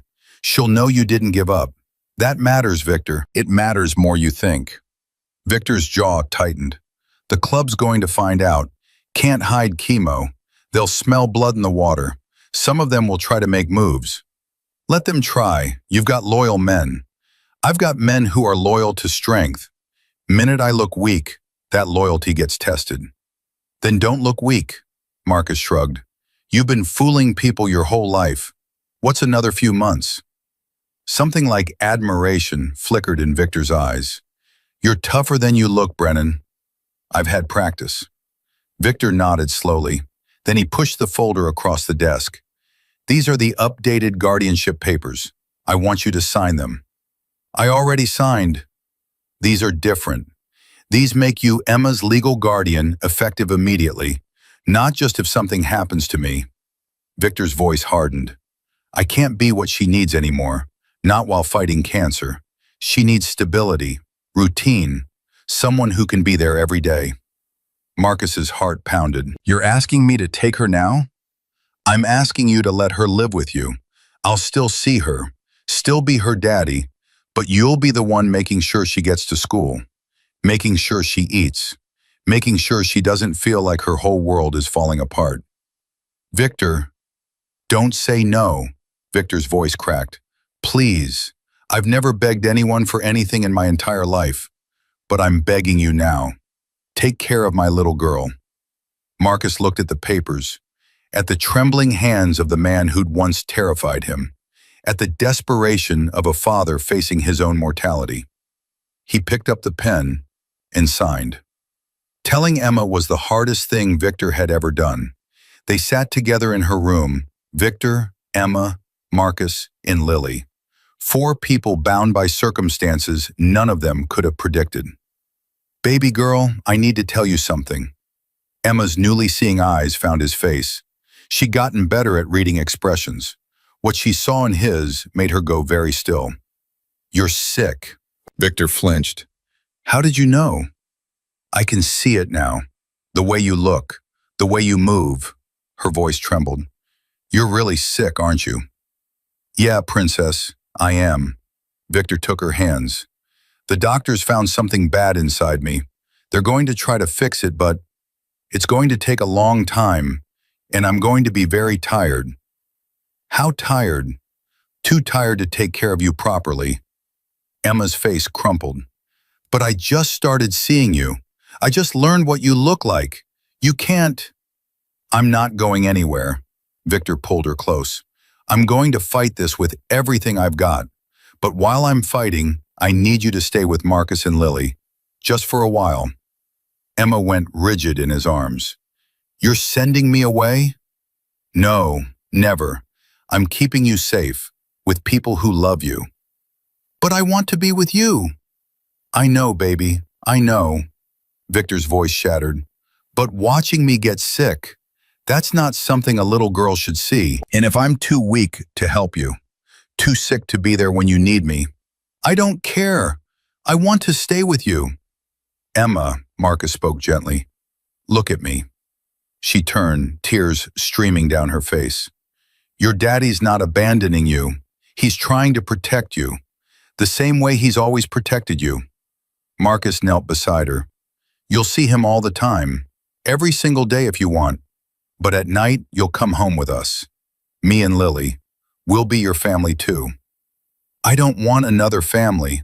I want my daddy. You'll always have him, no matter what happens. Marcus took her hand. I know this is scary. I know everything feels like it's changing too fast. But you're not alone. You'll never be alone. I promise. Emma looked at him, really looked, searching his face for lies, for weakness, for any sign that his words were empty. She found nothing but truth. You promise? She whispered. I promise. And Lily will be there? Lily grabbed her hand. I'll be there every second. We'll share a room, and I'll show you all my butterflies, and we can stay up late talking and… Okay. Emma's voice was small. Okay. Victor exhaled like he'd been holding his breath for years. He kissed his daughter's forehead, tears soaking into her hair. I love you, baby girl, more than anything in this world. I love you too, Daddy. I'm going to beat this, you hear me? I'm going to fight so hard. You better, Emma said fiercely, because I want more time to look at your face. Victor laughed through his tears. You got it, all the time in the world. The first night was the hardest. Emma sat in her new room, Lily's room, now their room, and looked at everything with eyes that still couldn't quite believe they worked. That's my butterfly collection, Lily explained, pointing at the wall. The blue one is named Sky, the yellow one is Sunny, the purple one is Royal. I named them all. They're beautiful. I'll make you one tomorrow. What color do you want? Emma thought about it. Orange, like a sunset. You told me once that sunsets were the most beautiful thing in the world. I did? On the phone, when I still couldn't see. You described a sunset to me and I cried because I wanted so badly to see one. Lily went quiet. Then she hugged Emma hard. We'll watch a sunset tomorrow. Together. For real. Marcus stood in the doorway watching them. Two girls finding comfort in each other. Building something stronger than either of them could manage alone. Daddy? Lily looked up. Can we have hot chocolate before bed? It's almost 9. Please? Emma's never seen hot chocolate. Marcus smiled. All right, but just this once. He went to the kitchen and started heating milk. His hands moved automatically, a routine he'd done 1,000 times, but everything felt different now, heavier, more meaningful. 2 daughters. He had 2 daughters now. The weight of it pressed down on him. The responsibility, the fear, the overwhelming love he hadn't asked for, but couldn't escape. His phone buzzed, a text from Victor. How is she? Marcus typed back. Scared, but okay. Lily's taking good care of her. A pause, then, thank you for everything. I mean it. Marcus stared at those words, thought about everything that had led to this moment. A rainy night, a crying child, a choice to stop when everyone else walked past.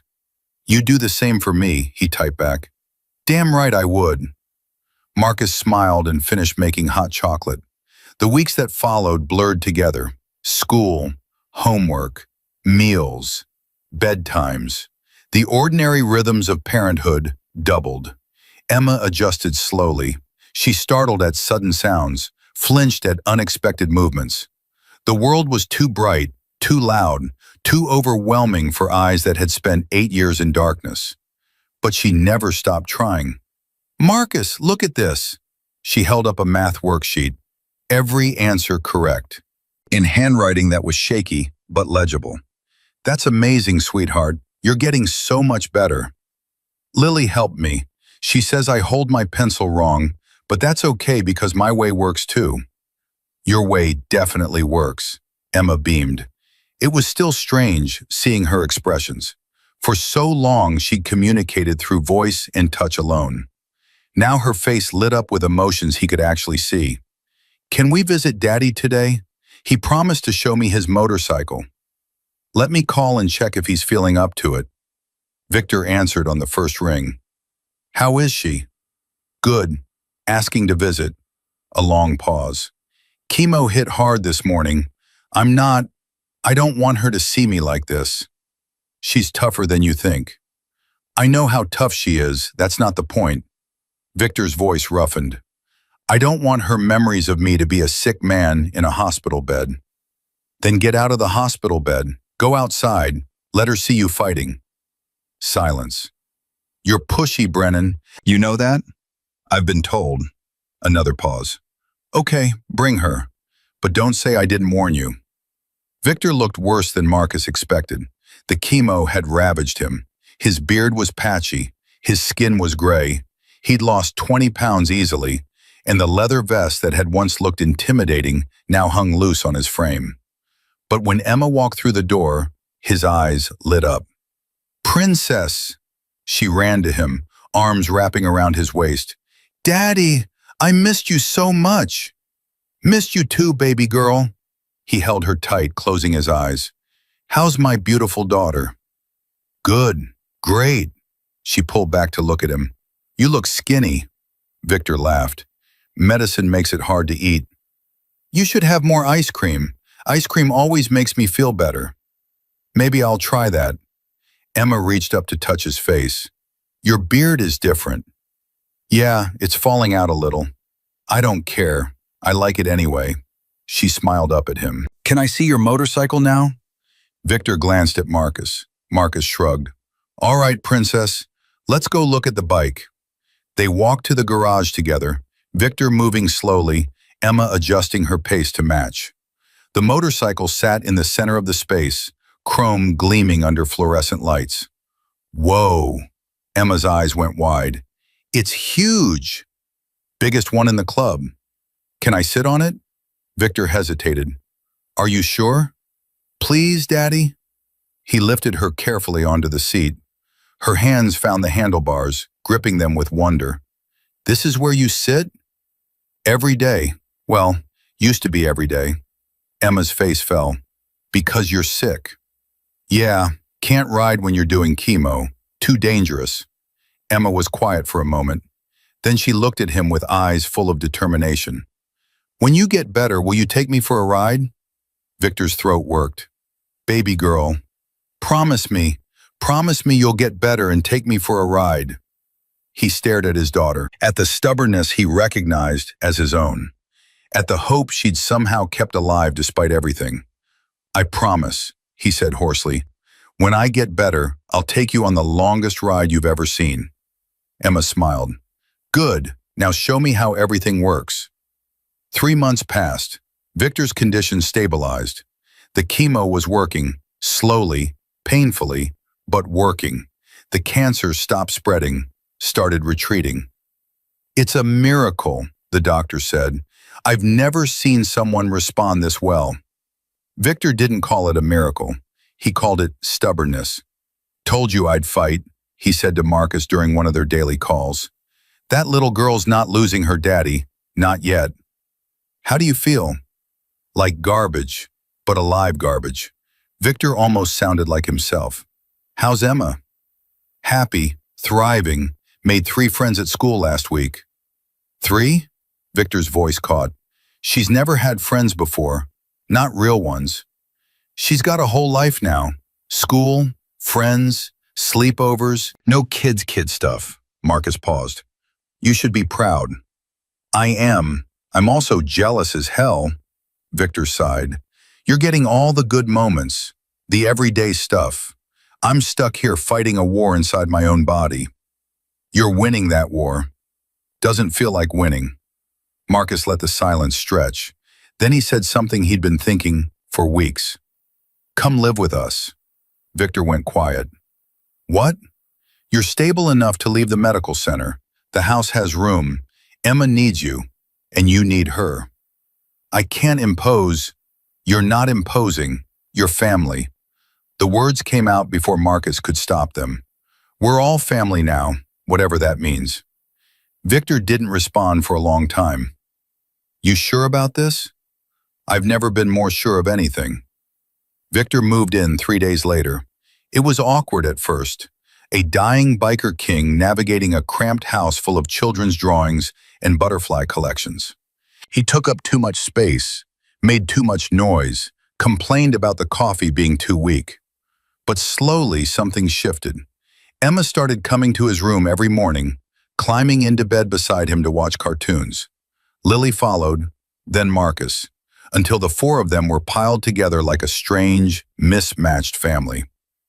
This is weird, Victor said one Sunday, Emma on one side, Lily on the other, Marcus in a chair nearby.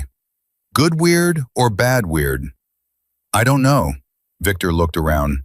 I've never had this before. The quiet family stuff. Sunday mornings and cartoons and kids climbing on me. What did you have before? Clubhouses, brothers, violence. Victor shook his head. None of that prepared me for this. Emma snuggled closer. I like this better than the clubhouse. Yeah, princess? Mm-hmm. The clubhouse was loud, and it smelled like cigarettes. Here it smells like pancakes. Marcus does make good pancakes. The best pancakes, Lily corrected. The best, Emma agreed. Victor promised her a motorcycle ride. Then let's go tell her. They drove home together. Victor was shaking the entire way. Emma and Lily were in the backyard, lying on a blanket, watching clouds. That one looks like a bunny, Emma said. No way, it's totally a dragon. Dragons don't have floppy ears. Maybe this one does. Maybe it's a special ear flop dragon. Daddy! Emma scrambled up as Victor approached. She'd learned to read his expressions over the past months, could tell good news from bad. You're smiling. Why are you smiling? Victor knelt down, taking her hands. I got some news today, princess. Bad news? Good news. The best news. His voice cracked. The cancer's going away. I'm getting better. Emma stared at him. You're not dying? Not anytime soon. She threw her arms around his neck and screamed. Lily joined in, hugging both of them. Marcus stood back, watching, tears streaming down his face. This family, this impossible, improbable, perfectly imperfect family. They'd made it through the storm. That night, after the girls were asleep, Victor and Marcus sat on the porch. I've been thinking, Victor said. Dangerous activity. Shut up. But Victor was smiling. I've been thinking about the club, about my life, about what comes next. And I'm stepping down. As president. Marcus turned to stare at him. You're serious? I almost died. Would have died probably if not for you. For this. Victor gestured at the house. I spent my whole life building something made of violence and fear. And for what? So I could almost lose the only thing that matters? The club is your family. No, Emma's my family. Lily. You. Victor's voice roughened. The club was a substitute because I didn't know any better. Now I do. What will you do instead? Be a dad, a real one. Victor laughed quietly. Never thought I'd say that, but watching you, watching how you are with Lily, with Emma, I want that. I want the boring stuff, the homework and the meals and the arguments about bedtime. It's not as easy as it looks. Nothing worth doing is easy. Victor turned to face him. You taught me that. You and your stubborn, stupid decision to carry a blind girl through a storm. Marcus shook his head. I didn't teach you anything. You taught me that good people still exist, that kindness isn't weakness, that family isn't about blood. Victor's eyes glistened. You saved my daughter that night. Then you saved me. You saved yourself. Maybe, but you showed me it was possible. They sat in comfortable silence, watching the stars. Two fathers, two daughters, one family, built not from blood, but from choice. Hey, Victor, Yeah, I'm glad you're not dying. Victor laughed. Me too, Brennan. Me too. 1 year later, Marcus stood in his backyard watching two girls chase fireflies. Emma moved differently now, confidently. Her eyes tracked movement, anticipated obstacles, drank in colors like someone who still couldn't believe the world was real. Lily ran beside her, both of them shrieking with laughter every time a tiny light blinked into existence. I got one! Emma cupped her hands carefully. Lily, look! Let me see, Lily pressed close. Oh, wow, it's so bright. I never knew they glowed this much. You told me they were like tiny stars, but I thought you were exaggerating. I never exaggerate about important things, Marcus smiled. This was his life now. Fireflies and laughter and two daughters who had somehow become his whole world. Victor appeared beside him, 2 beers in hand. The past year had been kind to him. He'd put weight back on. His beard had grown back, fuller than before. The haunted look in his eyes had faded, replaced by something that looked almost like peace. They're getting big, Victor said, handing Marcus a bottle. Too fast. Yesterday, Emma was asking about boys. Victor choked on his beer. What? Relax. Some kid in her class gave her a Valentine. She wanted to know if that meant they were married. What did you tell her? That marriage requires a lot more than paper hearts, and that she's not allowed to date until she's 40. Victor laughed. Good answer. They watched the girls in comfortable silence. A year ago, this scene would have been unimaginable. Victor Stone, former president of the Hells Angels, drinking beer on a suburban porch while his daughter chased fireflies with her best friend. You ever think about how we got here? Marcus asked. Every damn day. If you'd told me 2 years ago that I'd be co-parenting with a biker king, I'd have thought you were crazy. If you'd told me I'd be alive, I'd have said the same thing. Victor took a long pull from his beer. You saved my life, Brennan. I know I've said it before, but I need you to really hear it. You saved my life. Emma saved your life. You fought to stay for her. I fought because you showed me what I was fighting for. Victor turned to look at him. Before you came along, I was just surviving, running a club, making enemies, waiting for someone to put a bullet in me. Then this stranger shows up carrying my blind daughter through a storm, and suddenly everything changes. I was just doing what anyone would do. That's the thing, though. Nobody else did. 1,000 people saw Emma that night. You were the only one who stopped. Victor's voice roughened. That's not anyone. That's you. That's who you are. Marcus didn't know how to respond. Daddy! Emma came running, hands still cupped. Look what I caught! Victor crouched down. Let me see, princess. Emma opened her hands. A single firefly blinked on her palm, casting soft, yellow light across her face. It's beautiful, Victor said. Can I keep it? For a little while, then we let it go back to its family. Emma considered this. Okay, but I want to show Marcus first. She turned to him, face glowing with simple joy. Marcus, look, I caught a star. His chest ached with love so fierce it almost hurt. That's amazing, sweetheart. You're getting good at this. Lily taught me. She says you have to be gentle, but quick. Sounds like good advice for a lot of things.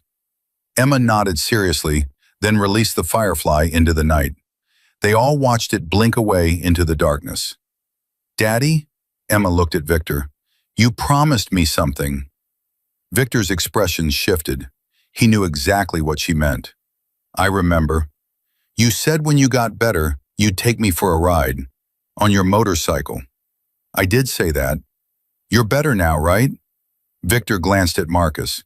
Marcus shrugged. This was between a father and his daughter. Yeah, princess, I'm better now. So can we go? Tomorrow? Victor was quiet for a long moment.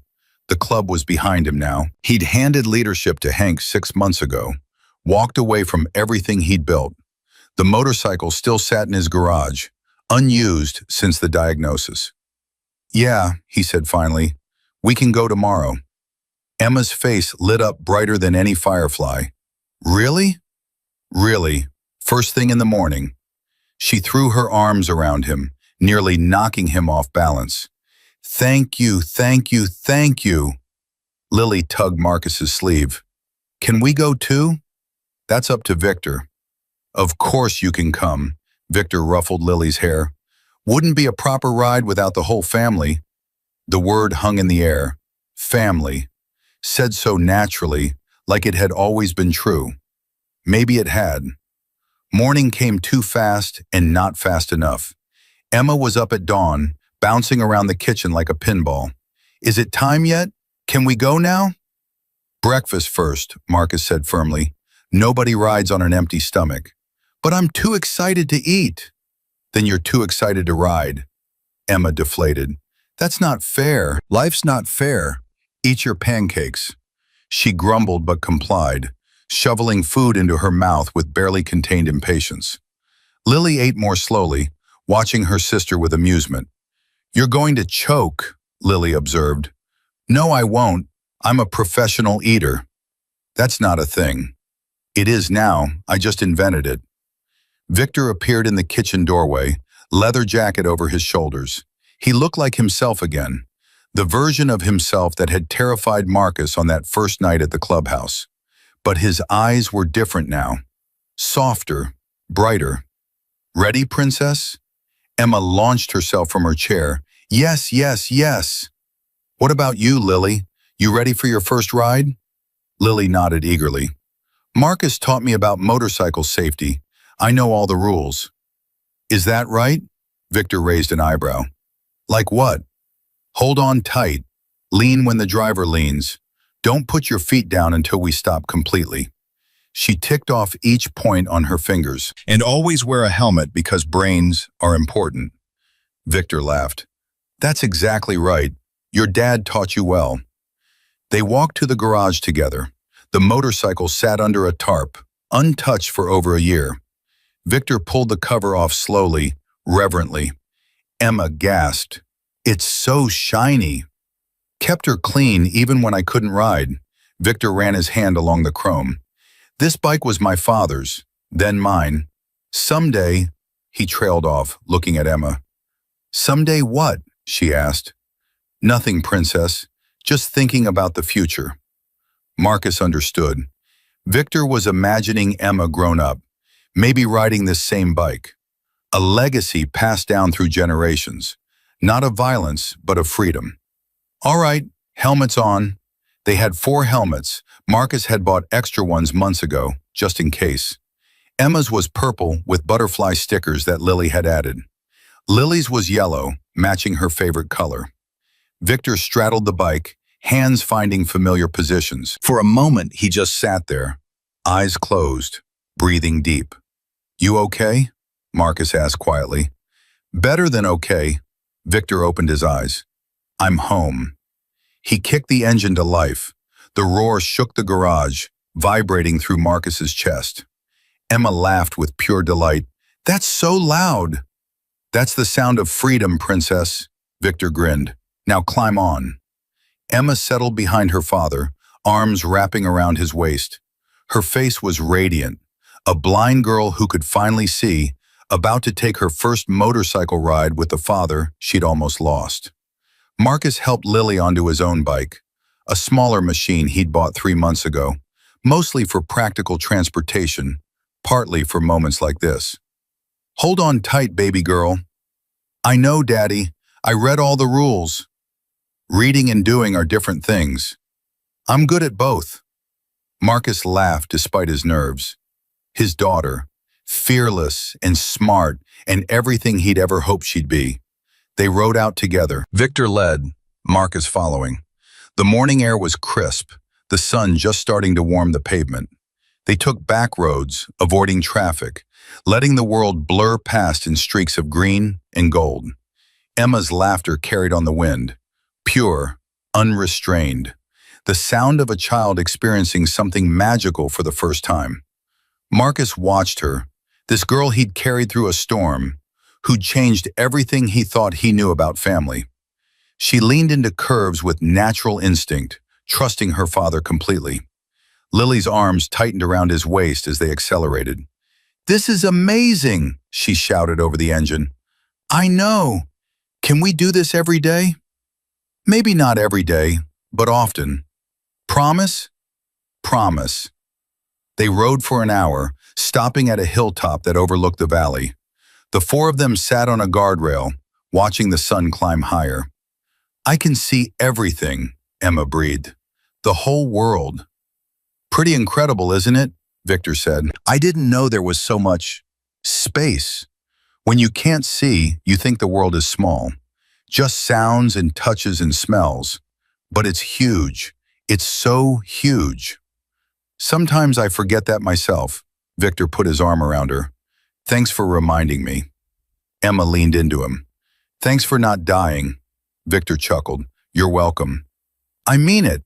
Emma's voice got serious. "I was really scared when you were sick. I thought I was going to lose you right after I could finally see you." "I know, baby. I was scared too.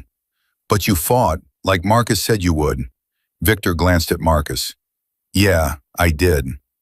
Marcus told me you were the bravest person he knew, even braver than the men in your club." "He said that?" Emma nodded.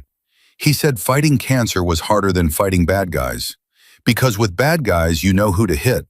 With cancer, you just have to keep going, even when it hurts." Marcus felt his face flush. He hadn't realized Emma had overheard that conversation. Victor was quiet for a long moment. Then he said, "Marcus was right. It was the hardest thing I've ever done, but I had something worth fighting for. Me, you, and this." He gestured at the four of them, at the bikes, at the sunrise. "This family. I didn't know I wanted it until I almost lost it." Lily piped up, "You're not going to lose us. We're stuck with you forever now." "That a threat or a promise?" "Both." Victor laughed, a real laugh, deep and warm. "I can live with that." They rode home as the sun climbed higher, wind in their faces, engines singing beneath them. Marcus found himself thinking about the night everything changed. The rain, the bus stop, the crying child he couldn't walk past. Every choice leads somewhere. That choice had led here. 2 years passed like water through fingers. Emma turned 10, then 11. Her vision stabilized at 70%. Not perfect, but enough. She read books, watched movies, drew pictures that hung on every wall of their house. She still had nightmares sometimes, still flinched at sudden movements, still reached for Marcus's hand when she felt overwhelmed. But she was happy, truly, deeply happy. The kind of happy that comes from being loved without conditions. Lily grew taller, fiercer, more protective of her sister than ever. At 9 years old, she'd already scared off 2 bullies who made fun of Emma's glasses. "Nobody messes with my sister," she'd declared, standing over a boy twice her size. Marcus had gotten a call from the principal. He'd apologized appropriately while secretly bursting with pride. Victor became something Marcus never expected. A friend, a real one. They watched football together, argued about politics, shared beers on the porch while their daughters played. The Hells Angels were a distant memory now. Victor still talked to Hank occasionally, still had connections in that world. But he'd built a new life, a quieter one, built around school pickups and ballet recitals and helping Emma with homework. "Never thought I'd be a PTA dad," he admitted one evening. "How's that going?" "Terrifying. Those suburban moms are scarier than any biker I ever met." Marcus laughed. "Welcome to my world." "How did you do this alone for so long?" "I wasn't alone. I had Lily." Victor nodded slowly. "Kids keep you going. They're the only thing that matters." Amen to that. The call came on a Tuesday afternoon. Marcus was at work when his phone buzzed. An unfamiliar number. He almost ignored it. "Hello? Mr. Brennan? This is Principal Hayward at Ridgewood Elementary." His stomach dropped. "What happened? Is Lily okay? Emma?" "Both girls are fine, but there's been an incident. I need you to come to the school immediately." Marcus was in his truck before the call ended. He found Victor already in the principal's office, arms crossed, looking ready to kill someone. Emma and Lily sat in chairs against the wall, faces tear-streaked but defiant. "What happened?" Marcus demanded. Principal Hayward, a thin woman with severe glasses, folded her hands. There was an altercation in the cafeteria. A group of fifth graders were saying unkind things about Emma. "What kind of things?" "They called her a freak," Lily burst out, "and said she was faking being blind because she can see now. And one of them grabbed her glasses and threw them on the ground." Marcus felt his blood pressure spike. "And then what?" "Then I punched him in the face." Silence. "You punched him?" Victor's voice was dangerously calm. "He made Emma cry. Nobody makes Emma cry." Emma grabbed Lily's hand. "She was just protecting me. It's not her fault." Principal Hayward cleared her throat. "Violence is never the answer, regardless of provocation. Lily is facing a 3-day suspension." "Like hell she is," Victor growled. "Mr. Stone, those kids attacked my daughter." Verbally, physically, they threw her glasses on the ground. "Where's their suspension?" "I assure you they're being dealt with." "Dealt with how? Detention? A stern talking to?" Victor stood and suddenly the room felt much smaller. "My daughter was targeted because she's different. Because she spent 8 years blind and had the audacity to get better. And the girl who defended her is the one getting punished? School policy is clear about physical violence. Your policy is garbage." "Victor," Marcus stepped forward, "let me handle this." Victor shot him a look but backed down. Marcus turned to the principal. "My daughter was defending her sister from a group attack. She's 9 years old. She saw someone she loves being hurt and she reacted." He kept his voice calm, measured. "I'm not saying what she did was right, but I am saying it was understandable. And I'm saying that if this school can't protect Emma from bullying, then Lily shouldn't be punished for filling that gap." Principal Hayward's expression flickered. "Mr. Brennan, 3 days suspension for defending her sister. Meanwhile, the kids who actually started this, what are they getting?" Silence. "That's what I thought." Marcus straightened. "Here's what's going to happen. Lily will serve a 1-day suspension, not 3, and those boys will serve the same.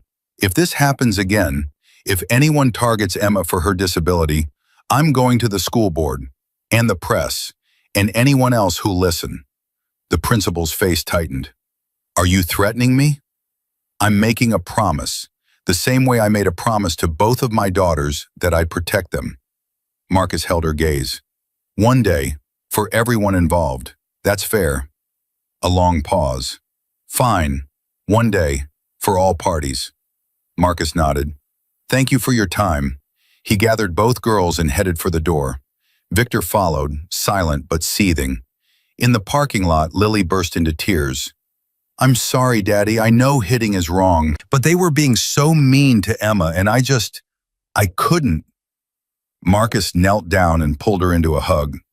"I'm not mad at you, baby." "You're not?" "I'm proud of you." "But I hit somebody." "You defended your sister. There's a difference." He pulled back to look at her. "Violence isn't the answer, not usually. But sometimes when someone you love is in danger, you have to act. You have to stand up. You did that." "So I'm not in trouble?" 1-day suspension. You'll spend it doing extra chores and thinking about better ways to handle things next time." Marcus wiped her tears. "But no, baby, you're not in trouble with me." Emma hugged her sister fiercely. "You're my hero, Lily. My actual hero. I'll always protect you, forever." Victor watched the scene, something shifting in his expression. He'd spent decades solving problems with violence. Watching a 9-year-old do the same for better reasons hit him in ways he couldn't explain. "Hey, Lily." She looked up. "You did good, kid. But next time tell me first. I'll handle it." "How?" Victor smiled grimly. "Let's just say I'm very persuasive." That night, after the girls were asleep, Victor and Marcus sat on the porch. "Hell of a day," Victor said. "You could say that." "She's got fire, your kid. Reminds me of someone." "Who?" Me, at that age. Victor shook his head. I was always fighting, always angry. Took me decades to learn there were better ways. She'll learn faster. She's got better teachers. Maybe. Victor was quiet for a moment. You know what I kept thinking today? In that principal's office? What? That this is what family means. Standing up for each other. Fighting for each other. Victor turned to look at Marcus. You could have let them suspend Lily for 3 days. Probably should have by the book. But you didn't. You fought for her. Of course I did. That's what I mean. Of course. Like there was never another option. Victor's voice roughened. In my old life, loyalty was transactional. You protected people because they protected you. It was business. But this, what you did today, that was love, pure and simple. Marcus didn't know what to say. I spent 40 years not understanding the difference, Victor continued. 40 years thinking I knew what family meant. Then I watched you, this ordinary guy with nothing to his name, and I finally got it. Got what? That family isn't about what you have. It's about what you give. Victor exhaled slowly. You gave everything to 2 little girls, one that was yours and one that wasn't, and you never once asked for anything in return. I got plenty in return. Did you? Before any of the money, before I moved in, before any of that, you were already all in. You carried Emma through a storm when you had nothing. That's not transaction, that's sacrifice. Marcus thought about that night, the rain, the cold, the blind girl sobbing at the bus stop. I couldn't walk past her. Exactly, Victor nodded. You couldn't. Most people could. You couldn't. What's your point? My point is that you changed everything, not just for Emma, for me, for this whole screwed up situation. Victor's eyes glistened. You taught me what it means to be a father, a real one, and I'm never going to be able to repay that. You don't have to repay anything. I know, that's what makes it mean something. They sat in silence, watching stars appear one by one. Hey, Marcus? Yeah? Thank you. For stopping that night. Marcus smiled. You're welcome. 5 years later, Marcus stood in the front row of a middle school auditorium. Emma walked across the stage, diploma in hand, grinning so wide her face couldn't contain it. Beside her, Lily beamed with equal pride. The girls had graduated together, Emma from 8th grade, Lily from 7th, but the school had let them walk together as a special accommodation. Sisters in everything but blood. Victor whistled so loud the entire auditorium heard. Marcus clapped until his hands hurt. That's my girls, Victor shouted. That's my girls. Emma found them in the crowd afterward, throwing herself into their arms. I did it. I actually did it. We never doubted you for a second, Marcus said. I doubted myself a lot, but you guys kept believing. Lily crashed into the hug. High school next year. Can you believe it? Terrifying, Victor muttered. Boys, parties, cars. Dad, relax. We're not even 14 yet. Exactly. Too young for any of that. Emma laughed. You're going to be even worse when we start dating. Dating is banned until you're 30. You said 40 before. I'm negotiating down. Be grateful. They walked out of the auditorium together, 4 people bound by something stronger than blood or circumstance. Marcus looked at his daughters, both of them, because that's what they were now, his daughters, his family. Dad, Emma tugged his sleeve. Can we get ice cream? Graduation ice cream? I think we can manage that. The good kind? With the sprinkles? With all the sprinkles. Yes, she pumped her fist. Best day ever. Lily grabbed her hand. Come on, let's race to the car. They took off running, laughter trailing behind them like music. Victor fell into step beside Marcus. You know what I realized? What? That night you found Emma, you weren't just saving her, you were saving all of us. Victor watched the girls disappear around a corner. Me, Lily, even yourself. Marcus thought about the man he'd been before. exhausted, invisible, grinding through life with nothing but survival on his mind. Maybe we saved each other. Maybe we did. Victor clapped him on the shoulder. Hell of a ride, Brennan. It's not over yet. No, Victor smiled. It's just getting started. 10 years, a decade since the storm.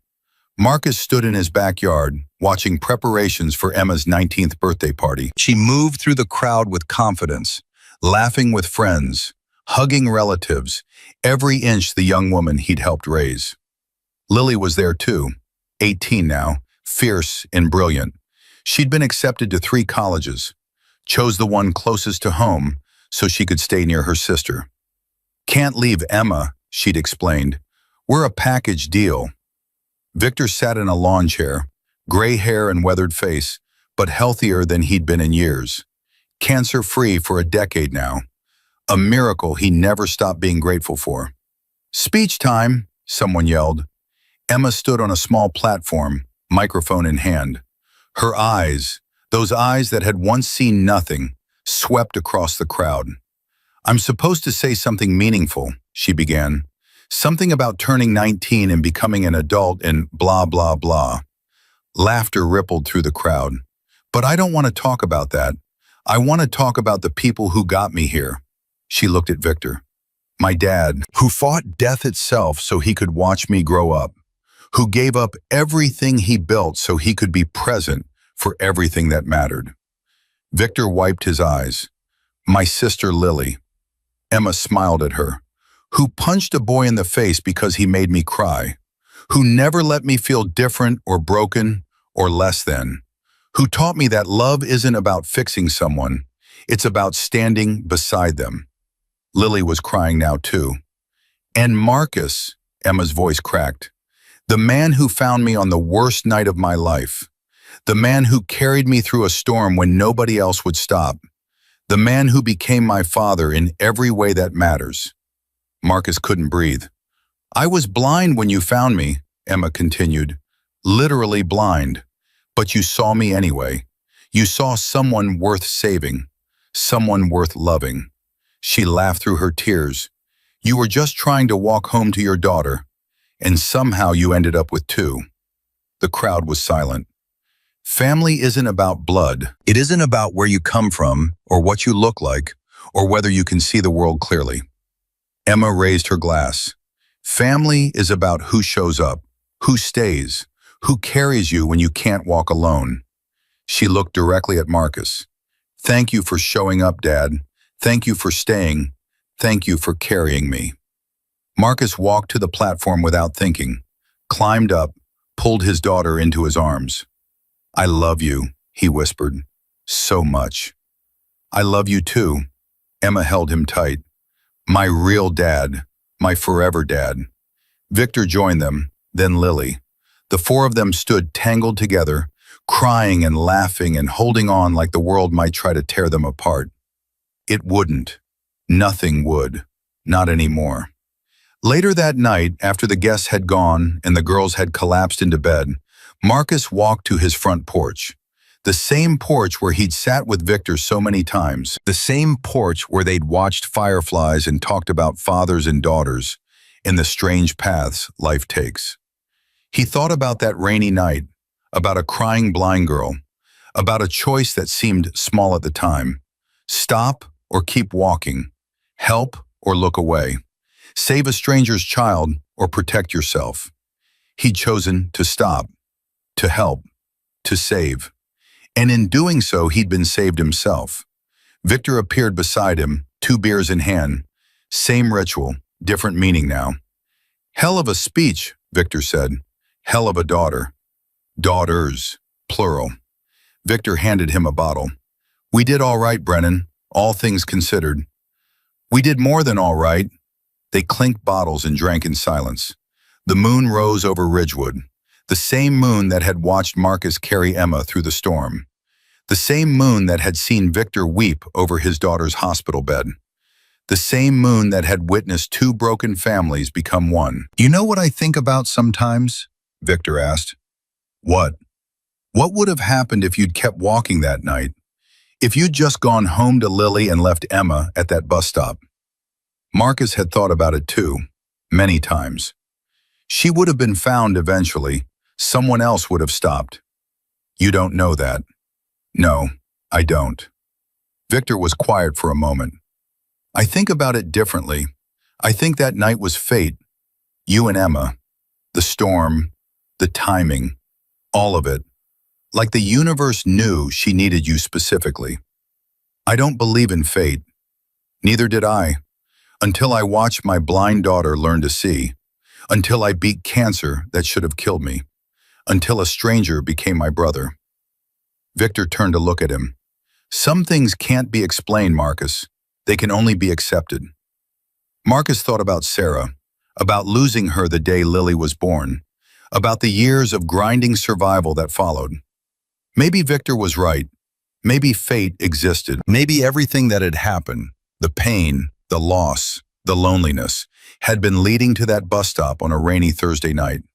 Or maybe it was just chance, random luck, a tired man making a simple choice. Either way, the result was the same. You know what I believe? Marcus said finally. What? I believe we make our own fate. Through the choices we make, the people we love, the moments when we decide to stop instead of keep walking. Sounds complicated.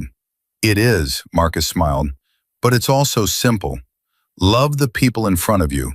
Protect them with everything you have. Don't wait for fate to bring you family.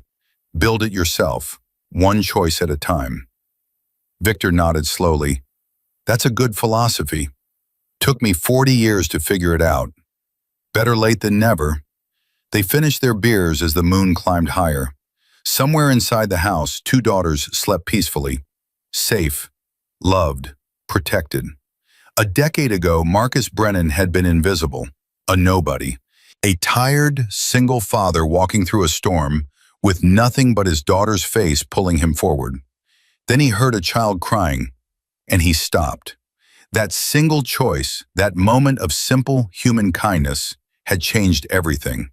Built a family from strangers, healed wounds that should have been fatal, created something beautiful from something broken. Marcus looked at the stars and thought about all the people who walk past crying children every day, who keep their heads down and their hearts closed, who tell themselves it's not their problem, not their responsibility, not their place. He'd been different, not because he was special or brave or particularly good, just because he couldn't do otherwise. Some people are built to walk past. Some people are built to stop. Marcus Brennan was built to stop, and because he stopped, two little girls had a father who loved them. A biker king had a second chance at life. A family had been forged from rain and darkness and the stubborn refusal to look away. One choice, one moment, one life changed forever, and then another, and another, and another. The storm had passed years ago, but what it built would last forever. Marcus took a deep breath of night air, looked at the home he'd built, thought of the daughters sleeping inside, and knew with absolute certainty that stopping for Emma that night was the single best decision he'd ever made. Not because of what he'd gained, but because of who he'd become. A father, a protector, a man who stopped when others walked past. That was his legacy. That was his truth. And it was more than enough.